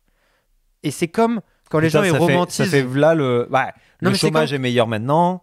Enfin, est moins, Et enfin, moins est plus pire, petit oui. maintenant. Mais ça, on s'en fout parce La que santé. ça a été prouvé par plein d'études de sciences politiques, etc. On que romantise le passé. Tant le chômage que l'économie, les gens oublient parce qu'ils vont voter par rapport à la situation qu'ils ont Ah, je suis d'accord. Oh, ouais. dans les 3 derniers mois. Je crois que c'est 6 mois maximum. Tu te dis 6 mois avant, est-ce que ma situation était pire et généralement, c'est 3 mois. Et tu juges l'économie sur ça. Et tout le monde fait même instinctivement quand tu es au moment de voter. Et que c'est comme Obama, les gens font la même vibe en disant Obama, c'était pas si pire, machin. Oui, enfin, la Corée du Nord, c'était au même statut qu'aujourd'hui. Hein. Les gens, ils sont en mode Obama, c'était moins pire. Je suis en mode la Corée du Nord, c'était pire. Israël était en roue libre, pas au même niveau qu'aujourd'hui. Bien sûr que non, parce que là, ils sont en roue libre comme ils ne l'ont jamais été depuis très longtemps. Mais ils ont été quand même très violents aussi envers le peuple palestinien durant ce moment-là. Le terrorisme explosait partout dans le monde. Sans mauvais jeu de mots d'ailleurs, c'était pas fait exprès. Et là, tu prends quand même des exemples internationaux dont les gens s'en foutent. Non, mais ce que je veux Totalement, dire, là, c'est que c'est- ça montre que généralement les gens ont tendance à penser ça. Et Ah, je suis on en d'accord, revient non, au bien point sûr. général qui revient dans les médias. Il a l'air apprécié des jeunes, ce qui est quand même assez obligatoire pour, je trouve, aujourd'hui. Hollande. Il est de gauche. Donc ça aussi, je pense qu'en termes d'alternance du pouvoir, les gens vont vouloir retourner plus vers la gauche, globalement. Je pense, ou l'extrême droite. Ils vont pas vouloir un entre-deux de droite. Ça, c'est mon avis perso basé sur rien. Et il est présidentiable, parce qu'il a été président. Et que ces grosses polémiques, quand les gens s'en souviennent vraiment, c'est il sait pas parler anglais, il se prend la pluie quand il remonte les Champs-Élysées, là, quand il était trempé de fou. C'est quand tu Mais regardez juste les vidéos de 7-10 minutes de compilation du mandat. C'est parce que ça aussi, c'est bien de ce que l'INA a retenu, ce que le Monde a retenu du mandat d'Hollande. Et globalement... C'est sûr que par rapport à Sarko... Ah oui, voilà, et par rapport à Sarko, et voilà... Et on n'a pas la même... Chose très importante, effectivement, par rapport à tes adversaires, comment tu t'en sors. C'est ça. Et parce que Hollande a été énormément élu pour virer ce qu'on appelait à l'époque le nain. Oui, c'était quand même... Enfin, on entend que c'est pas du tout acceptable, etc. Non. Mais je veux dire, c'était un vote de rejet dont il a bénéficié à très peu. Hein. On n'est pas sur aujourd'hui 60-40, on était sur du 51-49. Non, puis tu sais, il y a eu aussi les attentats de novembre qui ont été sous son mandat, mais après il organisait l'euro. Ouais. 6 mois après, il y avait l'euro en France et tout s'est très bien déroulé. Et ça, l'euro, les gens ils l'ont probablement pas oublié. On aurait pu casser les jambes des Portugais avant, mais oui. Non, mais voilà, ça c'est voilà. Et donc en vrai, même à ça, même sa réponse qui aurait pu être critiquée, etc. Et puis, je pense pas que les gens vont vraiment reprocher les attentats, que c'est arrivé sous son mandat, etc. Parce que tout le monde comprend que c'est des choses très complexes et que voilà. Puis il y avait une énorme recrudescence, quoi. On a fait donc bon. Moi, je me dis sincèrement que la guerre en Syrie, c'est un candidat. Et pour moi, je verrais Hollande à gauche, représentant de la gauche. Effectivement, un Édouard Philippe. Un Édouard Philippe pour représenter le centre droit. Et le Dauphin pour repartir dans les choses. Le Dauphin Attal. Et pour moi, alors là, je ne suis pas du tout à fond RN, au contraire. Mais si le RN veut avoir une chance, un Bardella. Ah, pour mais moi, bien sûr. Il faut surtout pas que Marine Le Pen soit leur j'allais dire représentant. idéalement Bardella, parce que j'allais dire idéalement dans le sens pour eux et surtout dans le cadre du pugilat politique qui s'offre à nous. Idéalement, je préférerais voir tous ces gens-là. Alors effectivement, mais ce qui est rassurant, c'est qu'il y a quand même beaucoup de jeunes. Et on vous rassure, on n'est pas ni dans le blame, ni dans l'appartenance aux extrêmes, etc. C'est-à-dire que Bardella, on ne s'identifie, on n'est ni l'un ni l'autre d'extrême droite. Non. On ne va pas juger les gens qui sont d'extrême droite, mais on déprécie énormément cette personne. En termes de stratégie, il faudrait que ça soit Bardella. Parce que pour eux, oui, à la bien même sûr. critique que je fais à Mélenchon, en lui disant au bout d'un moment, pose-toi des questions. Mais bien sûr. Bon, mais tu représentes Marine plus Le Pen, la elle France. a des plus grands succès que Mélenchon, puisque déjà, elle a réussi à être au deuxième tour 2 fois et à augmenter son chiffre à chaque fois. Là où Jean-Luc Mélenchon, non. Donc, dans les faits, c'est ça. Mais c'est vrai que, comme Mélenchon... Et elle représente plus ils n'ont jamais été au gouvernement, quoi. Donc, quand tu prends la tranche d'âge qui vote RN, c'est plus sa tranche d'âge qu'elle représente, plutôt que Bardella. Oui, le RN est le premier parti des jeunes, et on le voit aux élections européennes et notamment, mais en termes de répartition, il y a quand même plus de vieux qui votent RN que de jeunes qui votent. Mais je pense que les vieux sont plus à même de voter pour un jeune qu'un jeune de voter pour un vieux. Je veux dire que demain, ça serait Bardella, ils vont pas dire il est trop jeune. Il faut juste qu'ils aient pas... En fait, le piège dans lequel la droite et la gauche sont tombés, c'est les primaires. Ouais. Une primaire, ça te détruit entièrement un parti. Ça ne marche que lorsqu'on est aux États-Unis, les primaires, que quand tu n'as pas beaucoup de choix, en fait. Quand tu peux créer toi-même ton propre parti demain et que tu es un ténor d'un parti, tu dis je veux pas faire la primaire, je m'en branle, je me casse. Et c'est ça qui a un peu fait Macron quelque part, c'est ça que fait un peu Édouard Philippe quelque part, c'est je ne vais pas me soumettre à vos jugements, je m'en fous. Moi, j'ai un projet pour la France, pas pour le PS ou pas pour les LR, les gars. Mais pour moi, c'est ça un vrai candidat à la présidentielle. C'est un... Oui, c'est quelqu'un qui a un projet Celui de qui est société. berger, là. Oui. Comment je peux l'oublier ? Lassalle. Lassalle, c'est un Jean Lassalle qui... Bon, alors maintenant, il y a des affaires qui sortent sur lui, donc encore une fois, je défends pas l'homme, mais le politique. Mais... je suis d'accord, oui, c'est quelqu'un qui a un projet. Il arrive et il dit j'ai un projet, vous me suivez pas, je m'en fous. Moi, c'est comme ça que je vois la France. Je l'ai vu comme ça quand j'étais avant d'être politique. Je l'ai vu comme ça quand j'étais politique. Et maintenant, je tente la présidentielle 2 fois. C'est ça qu'on aime dans la politique aussi. Personnellement, on s'en tape un peu des gens en vrai dans l'absolu. Ah ouais. On est toujours un peu impressionné par leur destin exceptionnel, tu vois, mais parce que ça fait un peu rêver. Mais c'est surtout quel projet t'as amené. Et généralement, on a très peu de conditions pour les personnes, surtout pour... Moi, je vais respecter un homme ou une femme politique si elle arrive avec un projet, si la personne me semble carriériste, calculateur, manipulatrice, j'en ai rien à foutre. Tu vois, Sarkozy, j'ai jamais une opinion de lui pour ça, parce que je trouve que c'est quelqu'un qui est très... voilà, c'est un mafieux, il est en permanence dans le compromis pour... Enfin, je sais pas, il a pas de projet dans sa tête, ça se voit, il a pas de projet. Macron, j'avais des doutes. Puis après, il a dit c'est notre projet. Et finalement, il avait un projet. Il a gagné la présidentielle avec ça. Non, mais tu sais, il avait un projet, tu vois. Bah oui, non. Réellement. Trudeau, il avait pas de projet, il avait un plan. On n'a jamais compris ce que c'était le plan et on sait toujours pas ce que c'est On aujourd'hui. sait toujours pas ce que c'est. On l'attend peut-être. Tu vois, Il arrivera Trump, demain. très peu d'opinion aussi pour lui parce qu'il là dans son mandat un peu plus, tu vois, dans son deuxième mandat, là il a un projet qui m'angoisse à tous les niveaux. Qui m'angoisse fortement. J'ai écouté hier son town hall meeting en Iowa. Ouais. Oh là là, c'était affligeant. Non, mais là il a une. En fait, ce qui m'angoisse maintenant, c'est que Trump il a une cohérence. On oublie que trop souvent dans sa première élection, il n'avait pas de cohérence. C'est ça qui plaisait aux gens en grande partie. Mais bref, et on pourrait peut-être genre juste recentrer. Après, la France, elle va devoir justement composer aussi avec tout ça très rapidement.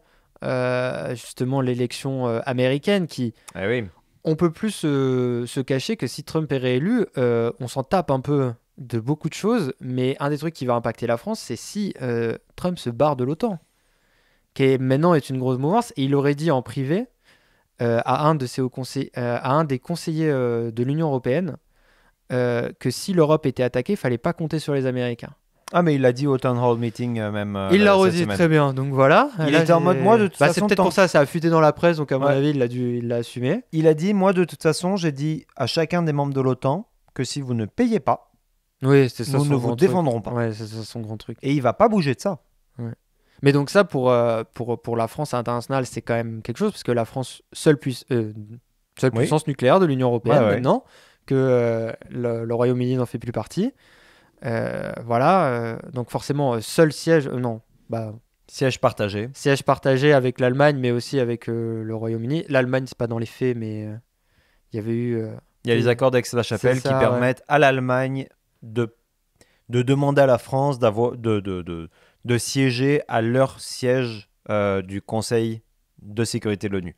C'est un peu complexe, mais grosso modo, ils partagent un siège, mais la France garde sa souveraineté, peut dire fuck à l'Allemagne si jamais vraiment... Retenez le couple franco-allemand, ça donne aussi une idée. Voilà. Mais genre... Retenez stabilité européenne.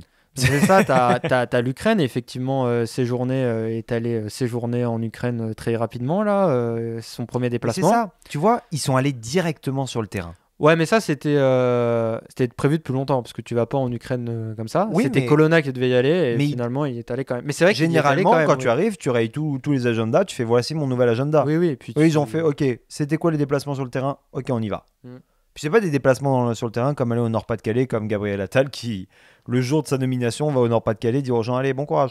C'est là, tu vas sur un pays qui est en guerre quand même. Non, t'as Taïwan où la France est quand même concernée parce que la France est très présente dans le Pacifique avec la Nouvelle-Calédonie, avec toutes les îles aux alentours. C'est une base militaire monstrueuse.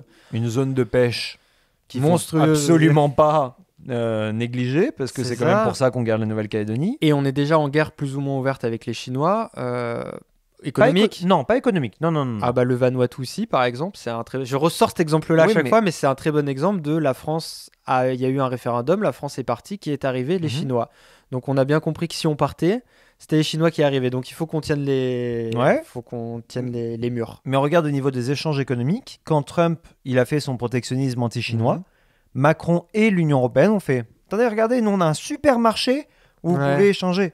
Et en fait, l'Union européenne a compris que le marché chinois, si on le rendait dépendant du marché européen de consommation, eh bien, on permettait d'avoir des bonnes relations avec la Chine. Et la route de la soie, tu sais, la nouvelle route de la soie, etc., chinoise, etc., fonctionne aussi grâce et principalement avec l'Europe.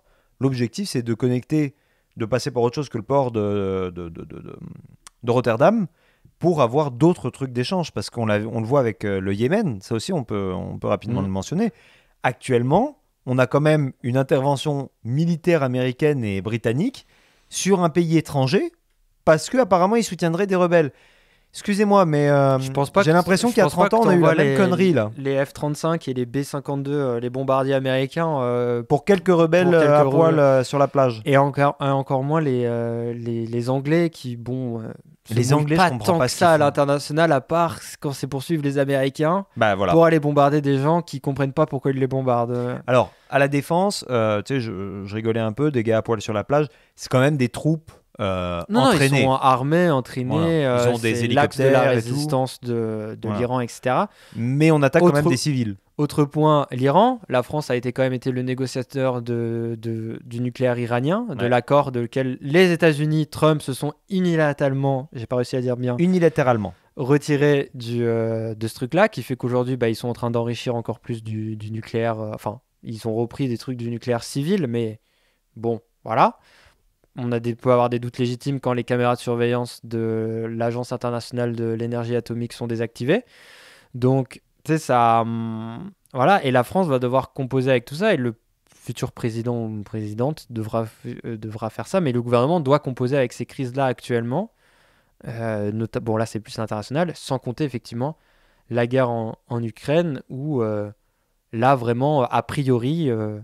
la paix ne sera décidée que le 5 novembre 2023. C'est-à-dire que... Ah bah oui, en 24 heures, il va la résoudre. Non, mais façon, même des proches de Poutine, là, même les services de renseignement, etc., notamment, c'est Axios, c'est un très bon média qui a des sources, je sais pas comment ils font pas avoir des sources comme ça.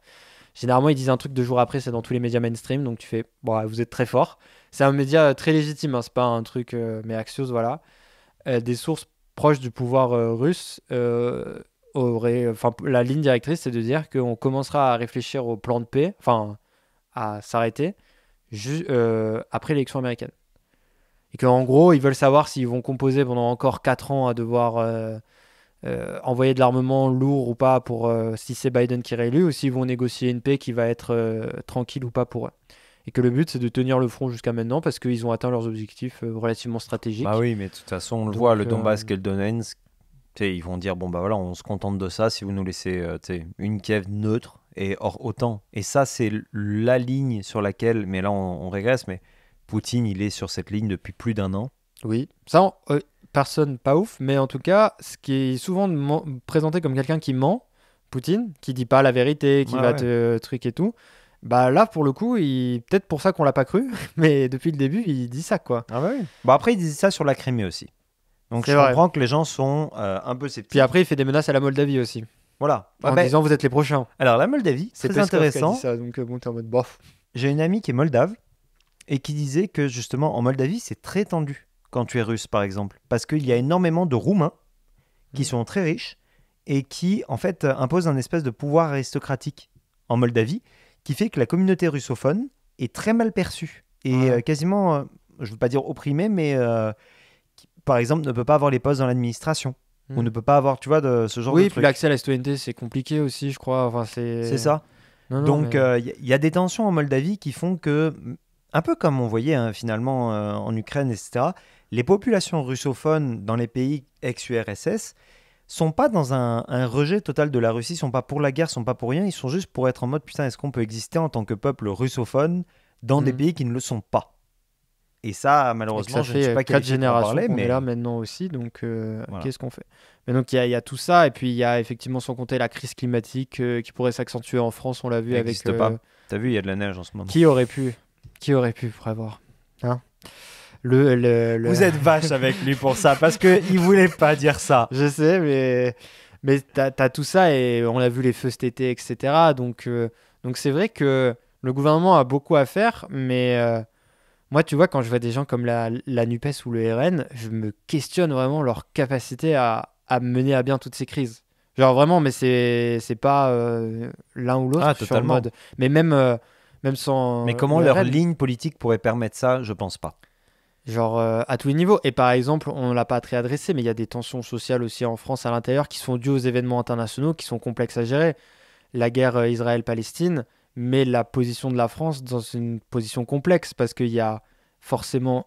il y a beaucoup de gens de confession musulmane qui vont avoir un sentiment de solidarité, avec les... qui est d'ailleurs... Les Palestiniens. Il y a des êtres humains qui se disent les Palestiniens, c'est horrible aussi ce qui leur arrive. Voilà ça. Faut pas oublier non plus le passé de la France, hein. On nous le resserre souvent, mais la France peut pas commencer à tourner le dos aux Juifs parce que les gens vont tout de suite dire que ça rappelle les heures sombres de la France. Donc ils peuvent pas non plus trop dire non à Israël.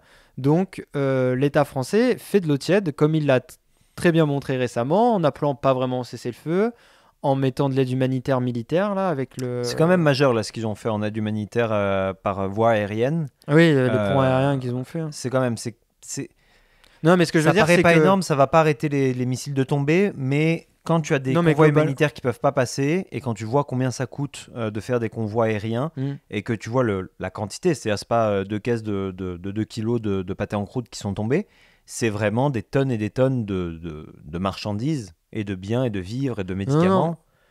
Non, Il y a une aide, mais comme tout conflit... Non, mais ce que je veux dire, c'est qu'au gouvernement, si demain le président dit « Eh ben, on soutient la cause palestinienne à mort, maintenant, enfin, on trouve qu'Israël, c'est trop grave ce qu'ils font », bah déjà, bonjour l'ambiance au Conseil de sécurité avec les Américains, mais aussi... Et les Britanniques, parce que les tu te Britanniques, mets toute une partie de ton propre électorat Ah bah, à c'est dos, sûr. toute une partie de la communauté, et il y a même des gens de gauche, comme je te dis, qui vont pouvoir ressortir l'idée que la France trahit une énième fois les Juifs, etc., et que c'est très grave. Bah maintenant, c'est plus l'extrême droite qui se fait défendeur des Juifs. Voilà, oui, avec Tu vois avec Klasfeld qui trouvait que Ouais. le RN n'était pas qui n'est plus un problème.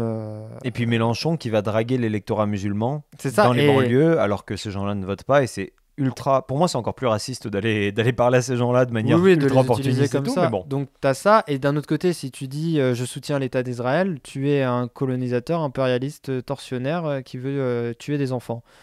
Donc en vrai, c'est très très compliqué quand tu es au gouvernement de composer avec tout ça, et l'état des lieux que je viens de faire, c'est bien de l'avoir à l'esprit quand ils prennent des décisions, le gouvernement, parce que c'est rare qu'ils prennent une décision, et souvent l'opposition fait ça, vous disant c'est à cause de ça, c'est de cause unique.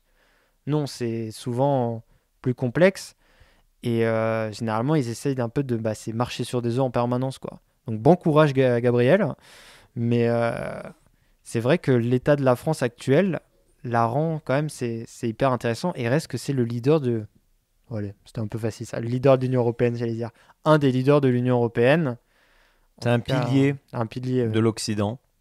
Et Donc, je pense que c'est ça. C'est un peu l'avantage de voir ça de loin. C'est que on a cet avantage de pas forcément être dans l'émotion qu'on voit beaucoup aujourd'hui qui prend le pas.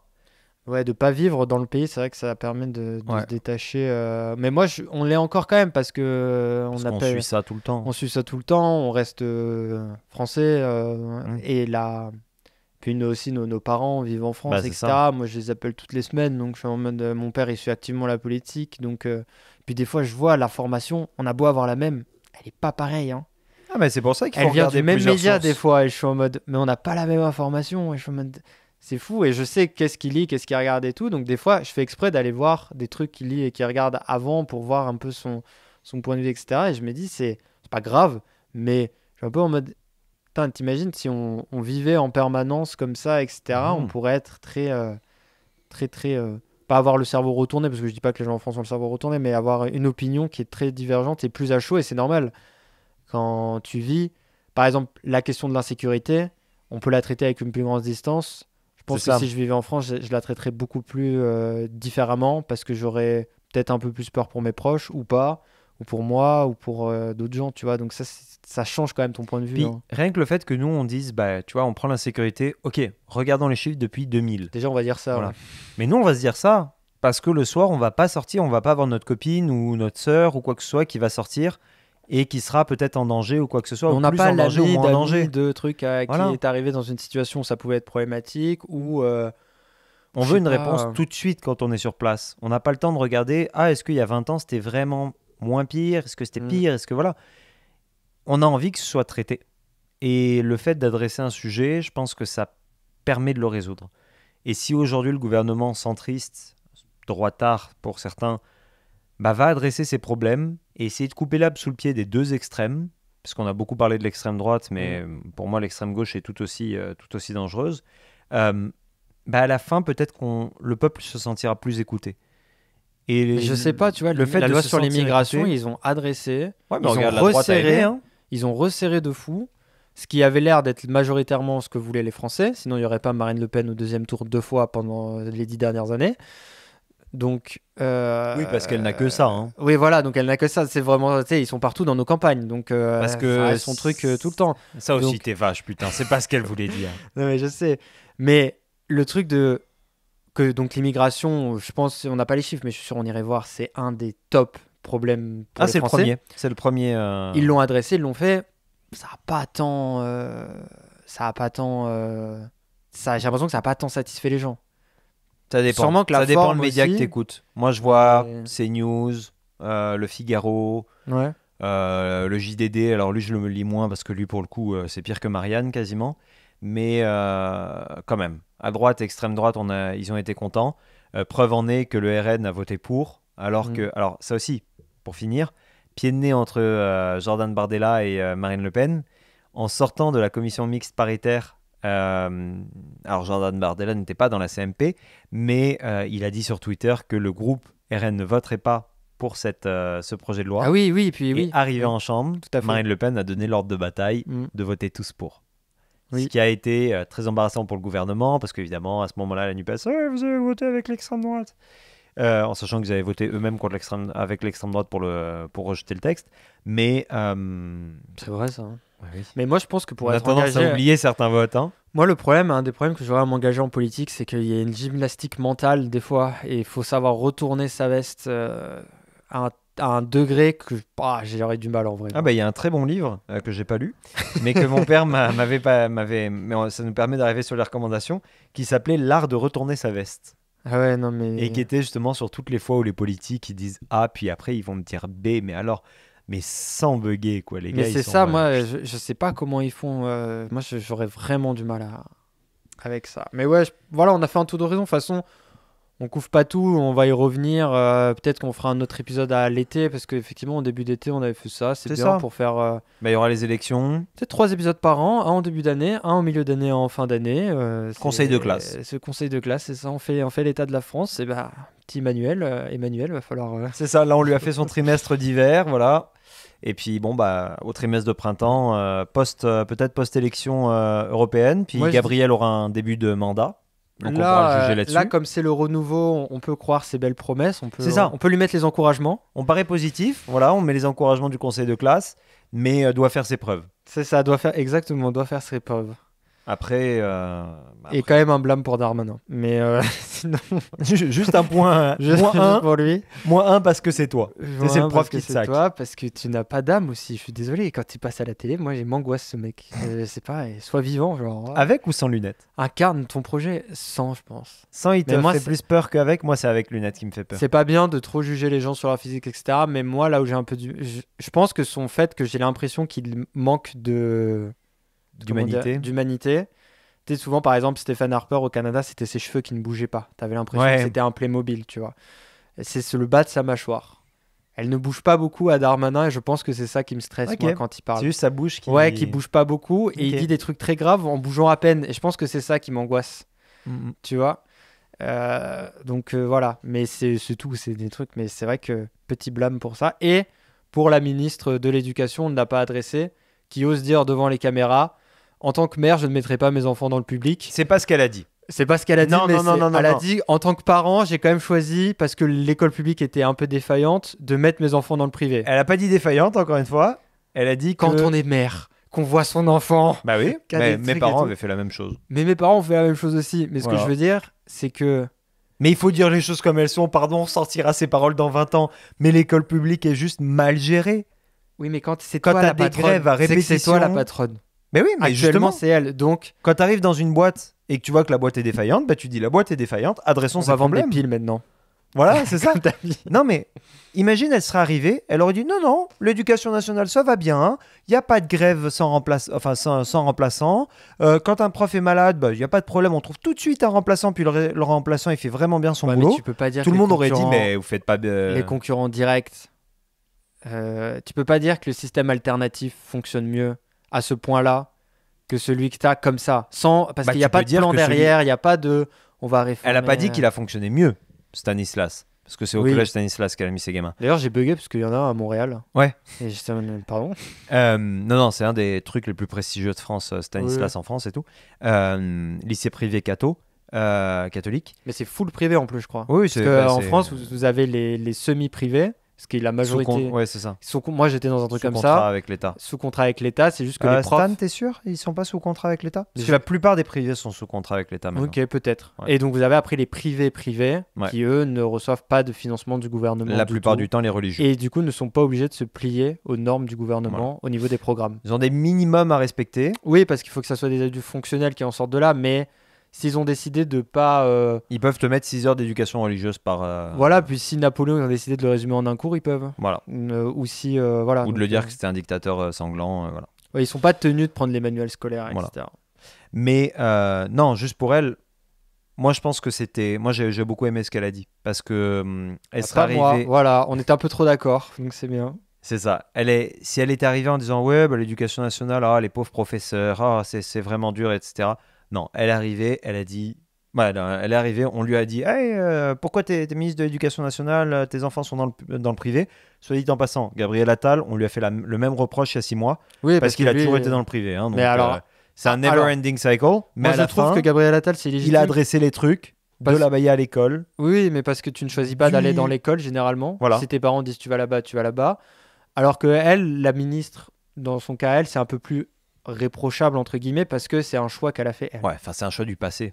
Oui, je sais, mais ce que je veux dire, c'est que Gabriel, ça n'a aucun sens de lui. Et puis Gabriel, il a été dans le privé, mais il s'est adressé à 2 problèmes que moi j'ai subis. La laïcité, ma petite et le harcèlement. Voilà, et le harcèlement, je l'ai subi tout pareil. C'est vrai que le harcèlement, on n'a pas souligné, mais c'est vrai qu'il a quand même fait un truc et c'est bien. Et il a amené des policiers en classe arrêter quelqu'un. Et ben, je suis désolé, mais moi, si les harceleurs... Il y avait la police qui était arrivée en classe, quand j'étais dans le public, hein, s'il y avait la police qui était arrivée en classe et qui aurait arrêté le harceleur, et le professeur qui était complice des harceleurs la plupart du temps, hein, qui s'amusait du fait que le harceleur,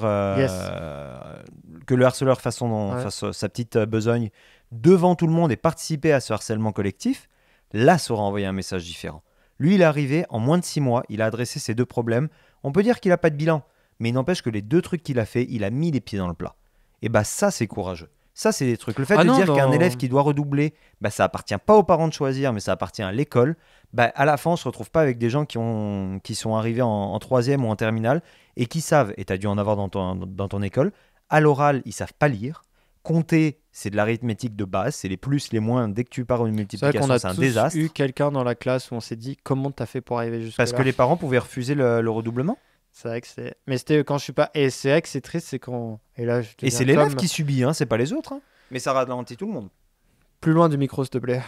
Non, parce que j'assumais pas ce que je disais. Mais c'est vrai que l'éducation. Non, mais c'est vrai que qu'on soit d'accord ou pas avec la plupart des hommes ou femmes politiques, il faut essentiellement les juger sur est-ce qu'ils ont mis les pieds dans le plat ou pas. Ça, je suis d'accord avec toi. Et est-ce qu'ils ont pris à bras le corps le problème et ils se sont dit on va se poser. On peut ne pas être d'accord avec la solution et c'est ça la démocratie, j'ai envie de vous dire. Exactement, c'est la solution qu'il faut. On ne peut pas juger quelqu'un. Tu vois, j'ai vu des critiques comment il s'appelle, de la NUPES critiquer parce que justement il s'attardait au problème de l'abaya. Bah, dans tous les cas, il faut qu'on ait une ligne directrice ou pas parce que c'est l'école, c'est ce qu'on a le droit ou pas. Du coup, après, ça pose d'autres problèmes. Qu'est-ce qu'on fait, voilà. Et donc, on est clair. Et donc, après, il a ouvert très largement sur l'uniforme. Après, ça a suivi un peu son cours, etc. C'est vrai que le harcèlement, tu vois que ça fait la une des médias un jour sur 2. Tu as des parents brisés qui t'envoient des lettres. Tu as des gamins qui se suicident en classe. L'autre jour, il y en a un qui a tenté de se suicider en classe. Oui, en classe, oui. Donc, tu te dis, bon, bah voilà, je vais y aller. Les gens ne seront pas d'accord. Je vais me faire chier dessus. Et je vous dirais que c'est un peu le propre même de la politique, hein, de se faire chier dessus parce qu'il n'y aura jamais tout le monde qui est d'accord. Surtout en éducation, bordel. Mais une démocratie saine, c'est quelqu'un qui prend, selon les normes établies, une décision, mais que les décisions qui sont prises sont dans le respect de la Constitution qui ne va pas brimer les droits de la personne. Ah, bien sûr. Ah, oui. À partir de là où cette décision elle est prise, on est d'accord, pas d'accord, on est plus dans l'appréciation que dans le problème en fait. Et peu importe le truc. Et moi je trouve que par exemple le harcèlement c'était bien ce qu'il a fait. Je trouve que là la déclaration qu'elle a fait c'est toute pourrie la nouvelle ministre. Je suis en mode bah voilà, après il y a des appréciations, on est d'accord, pas d'accord, mais reste que c'est une démocratie qui est relativement saine et bah plus vous faites, et c'est pour ça que je suis plus à gauche notamment, parce que la gauche aussi est plus encline à faire des alliances et à faire des compromis, je trouve, que la droite, sur plein de cas. Et un gouvernement qui est plus composé d'une majorité plurielle, du coup, est toujours, à mon avis, plus intéressante et plus productive pour le peuple que le reste. Et idéalement... voilà, un petit teaser sur un système. Un jour, on fera un épisode sur le système politique qu'on aimerait bien vivre. Je trouve c'est vrai qu'on devait faire ce podcast. Un système plus à la canadienne, justement, où c'est des coalitions obligatoires en permanence pour fonctionner, globalement, avec quand même un chef d'État, ça je sais pas, mais voilà, c'est un truc plus proportionnel en tout cas. Je trouve ça plus intéressant parce que ça t'oblige à composer avec tout le monde tout le temps. Et tu peux pas, quand t'es à droite, tu peux pas virer extrême droite, et quand t'es à gauche, tu peux pas virer extrême gauche parce que en fait, sinon tu gouvernes pas. Alors après, vous me direz Israël contre-exemple où ils ont viré full à droite, même beaucoup trop. Et là, c'est vrai que c'est comme tous les conclusions spoiler, tous les systèmes politiques ont leurs défauts. Donc voilà, mais c'est vrai que l'avenir de la France est très intéressant et ça va être bon courage. Ça va être vraiment cool. Petite recommandation, petit truc vite fait. Alors moi, on m'a offert un livre pour Noël. Déjà une excellente BD de Talleyrand que j'ai déjà quasiment fini, que je peux vous recommander, mais surtout un livre qui s'appelle Les 7 négociations qui ont fait l'histoire de France. Alors pareil, on reste dans le monde diplomatique. Donc c'est écrit par Jean-Édouard Grésy et Éric Le Delay. Voilà, c'est aux éditions Fil Rouge et c'est excellent parce que donc ça vous reprend en fait les plus grandes négociations qui ont eu lieu pendant l'histoire, comme le nom le dit. Donc ça va de Alésia en 732 Poitiers, la bataille d'Hastings, Azincourt, Marignan, Valmy, Austerlitz et Waterloo. Et 1, 2, 3, 4, 5, 6, 7... Il y en a plus que celle. Mais en fait, l'intérêt de tout ça, c'est de comprendre aussi comment l'histoire s'est façonnée, en fait, comme tu l'as dit pendant tout ce podcast, à travers les relations internationales. Prenons Valmy, Révolution française vient de se passer, on est en 1792, toutes les nations autour attaquent la France, il n'y a pas Napoléon, il n'y a pas tout ça. Il y a des gars qui sortent de leur campouine, de leur petit terrier de paysans, avec qui on met une arme dans les mains, on dit maintenant tu vas défendre ta nation, on déclare la nation en armes. C'est-à-dire la nation Montchamp ou Voilà, c'est quoi une nation? C'est ça, c'est genre mon petit champ maintenant parce qu'il n'y a plus de seigneur, donc je dois me défendre pour le peuple français. Je vais être mis avec des Alsaciens, des Corses, des Auvergnats, des Bretons, des Basques, des Parisiens, des ceci, des cela. Et on a mis une raclée à Valmy, mais alors quelque chose de intersidéral face à une armée ordonnée, parce que y a des Français qui avaient vraiment la niaque et qui ont commencé à gueuler vive la France et à courir baïonnette au bout du fusil sur les soldats prussiens. Et là les Prussiens ont été en mode non mais c'est des malades là, ok, tirez les canons. Ils butaient les Français à coups de canon, les Français ils arrêtaient pas de courir, ils continuaient. Et à la fin, ils ont tellement eu les chocottes, bon, on les a déjà bien étripés, mais ils ont eu les chocottes que ça a été une victoire, mais impressionnante. Et donc, du coup, ça a permis de mettre fin à la première coalition. Je sais pas si ça a mis fin à la première coalition, peut-être. Mais en tout cas, ça a mis fin à une première vague d'assaut face à la France, parce qu'on s'est dit, waouh, en fait, c'est pas juste des paysans qui ont découpé la tête du roi, mais c'est une puissance. Voilà. Ouais. Donc voilà, je vous recommande ce livre, il est très intéressant, il commence vraiment à Alésia. Et alors évidemment, il y a des interprétations sur ce qu'est la France en fonction de son époque, mais ça peut vous permettre d'avoir un autre regard sur l'histoire de France. L'histoire diplomatique de la France, c'est particulièrement riche. Donc voilà. On n'a pas inventé la diplomatie, mais...